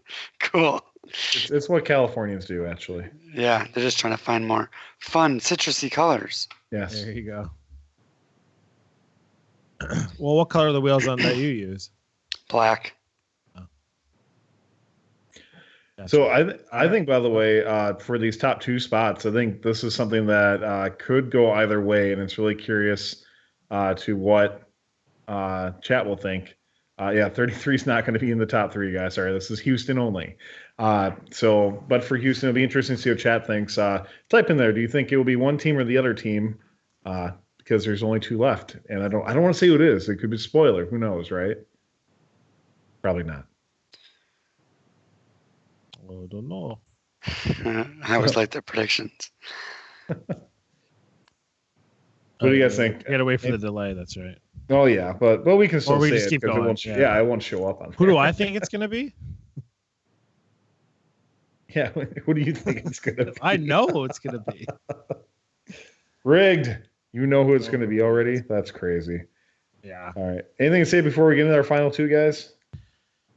As always, thanks for sticking with us. We know that especially these shows can be quite long. So thank you for that. We hope you kind of like the changes we're going with this year. Nothing too crazy, but just have to kind of adapt with the times here. So thanks for that. I look forward to seeing kind of what goes on in Houston this weekend and at Vex Worlds, to wherever your travels may take you. That's it for me. By the way, chat predictions, they're all wrong. They're all wrong. So with that said, our second ranked voted team for the Houston Championships is Team 1678. From Davis, California, Davis Senior High School, it's the Citrus Circuits, 39-7 overall, and we're the winners of the Central Valley, Sacramento, and Las Vegas regionals. 3 regionals would be impressive, except they did them all on the same continent. No, I'm just kidding. 1678 has just dominated this year, just as they have the past few, currently riding the 4-year Einstein streak and looks poised again based on the season they've had so far. They've only been the 1 or 2 seed this year, and they're an incredible KPA robot. It's tough to really continue talking about it. Everyone knows who they are and how good they are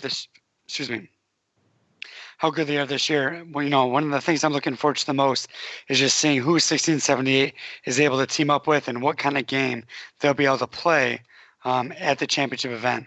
Because I think, there's certain teams that you look for, these powerhouse teams, especially for me, a team competing at North Champs.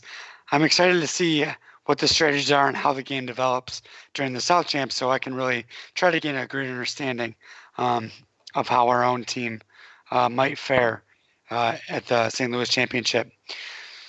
So, fun fact, 1678 is competing in the Newton division, a division they've been in 3 out of the past 4 years, which kind of a random draw. That's kind of an interesting thing. And they've advanced to Einstein, obviously, 3 times from Newton Division. So they'll look to do it again, and good luck to 1678, the Citrus Circuits. That's like yeah. Congrats to 1678. It's just another stellar lights out year. But as far as that that record goes, like with Newton, 340 had a pretty solid Newton streak there for a while. Yeah, but then again, there was only 4, back then. Only 4 divisions, but all right, let's do it, man. Last one. Uno mas for our friends on Telemundo. Number 1 ranked team for the Houston FRCTop25 is team number 118. From League City, Texas, Clear Creek High School, it's the Robonauts with an overall record of 37-13. They were the winners of the Lone Star Central Regional. So thinking back to 118 for a second, I guess you could say 8-11. But that's kind of my point, right? They exited the semifinals at Hub City, but then bounced back at Lone Star Central Regional. And then were finalists at the Las Vegas Regional. 118 is a great single stream of fuel auto that I love, and with a great floor pickup for gears and floor pickup for fuel, the Robonauts are now sitting at number 1 and voted the best overall, voted best overall robot. And then in my opinion, one of the best all around robots out there, just the ones that can do it all. So congrats to them. I don't know if you guys have any thoughts. They'll be in Newton this weekend, and good luck to them. Yeah, they're a team that, obviously, now I almost want to say 8-11. 118 has really risen to the top. You could get either way. 1676 is an absolutely fantastic team, and comparing them to you said it again, man. You said it again. God, really? 1678. I don't know why. I love Pascack Pioneer. You know what? Pascack did send me a T-shirt, and I don't have one from Citrus Circuit, so why. I don't have one from Citrus either. Yeah, that's why 3. they're number 2. Yeah, let's bump them down another spot. But yeah, when you look at the 2, yes, 118 lost to 1676. You said it again. What is wrong with it, dude? It's late. My flight leaves in less than 12 hours, so I'm gonna be at work in yes, all those things. So, okay, 1678 comparing to team 118, not 8-11. It really could go either way though. Their robots are very comparable. It's easy to say that with Citrus Circuits beating Robonauts. I'm just going to use team names from now on. That I could easily put them in number 1 over that. But if you look at the robot itself, they're extremely comparable. It could have went either way, and the voting was quite close on it. So it's hard to be mad either way. Both are fantastic teams, and both are going to go quite far, in my opinion, at the championships. Oh, yeah. It's always, we always say that it's always tough when you get down to these like 1, 2, 3, sometimes top 5, right? You just juggle them around or whatever. So congrats to 118 for taking number 1. But congrats to all teams that have placed. And we look forward to seeing what you guys do in Houston, man. It's going to be great. It's going to be fun. So with that said, Nick is dead. Yeah, Nick's dead. All right, so we got to move on. So we're going to we're going to be doing Christine's giveaway here.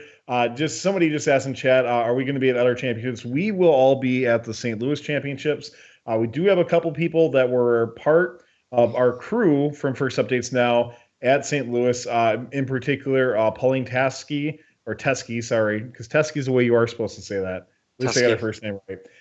Pauline Teskey will be there. She's going to be handing out the top 25 stickers with a couple people from her team, as well as Mason will be actually on the first, was it called First Champs Live? So make sure you take a look for him as well, Mason Marquis. So they'll both be there. Make sure you say hi to them. The rest of us will all be at the North Champs in the St. Louis Championships. We'll set up something. I'm not sure what we're going to do for a meetup or something like that, but we'll do something. We'll figure it out. We'll just pick a random spot somewhere, probably on Friday, I think, because Mike, you get in on Friday, right?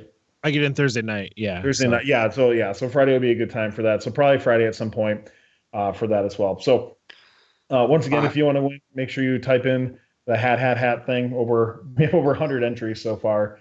And actually, if we add in our mods, because it always disables them by default, we have even more.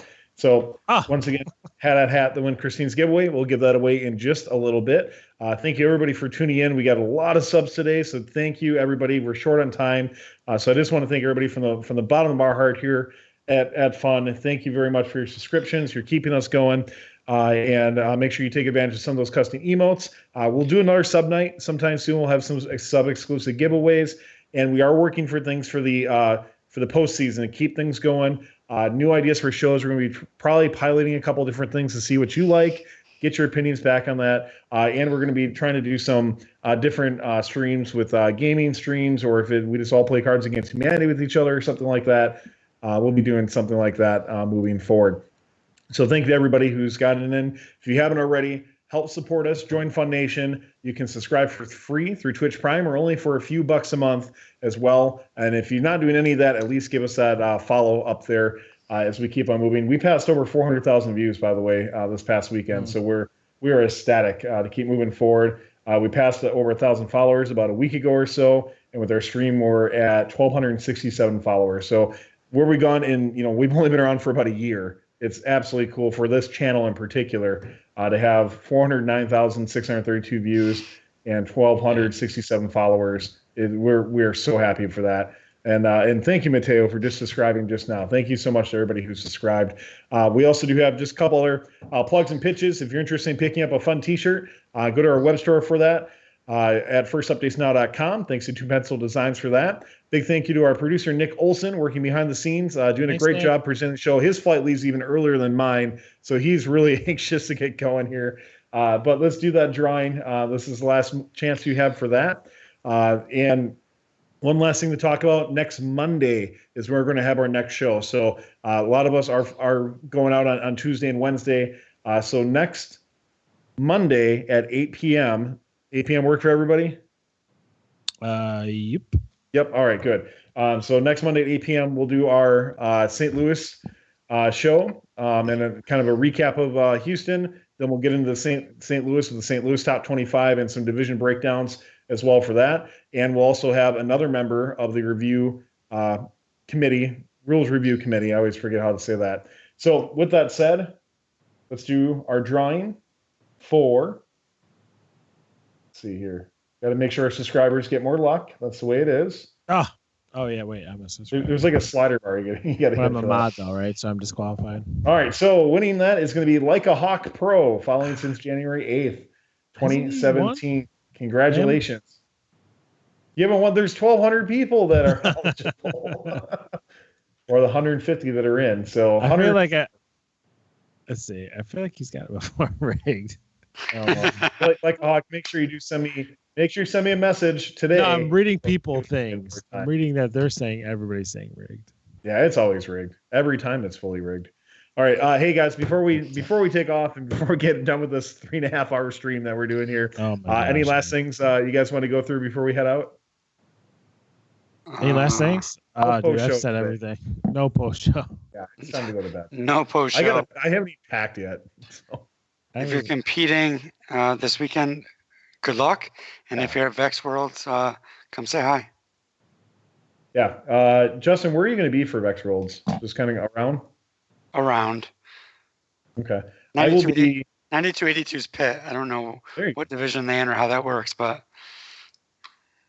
I will be emceeing Vex Middle School. So I forget which one. There's only 2 divisions for that. So forget which one it is, but please come by and say hi. And I love meeting new people. That's the fun of doing this, right? We get to meet tons of awesome people, and that's the cool part about it. So. That's right. And if you're at Vex Worlds as well, stop by the Hexbug booth. You'll probably see our producer Nick. Nobody knows what he looks like, but you might be able to find him. So he's kind of like Waldo. Nick says he's also working the Vex store for a couple of days as well. So we'll parade him out like the show pony that he is. The show pony. Get into there. All right, we've officially bottomed out. All right, we have. All right, bam. Let's get out of here. On behalf of everybody, Mike, Justin, Christine, and Nick, thank you all for tuning in. Thank you everybody for calling in our division experts analysis. Thank you so much. And of course, thanks to Jared from the Rules Review Committee for tuning in as well. Hey guys, we'll see you next Monday. Good luck at Houston Championships. See you next time on First Updates Now. Talk to you then. Peace.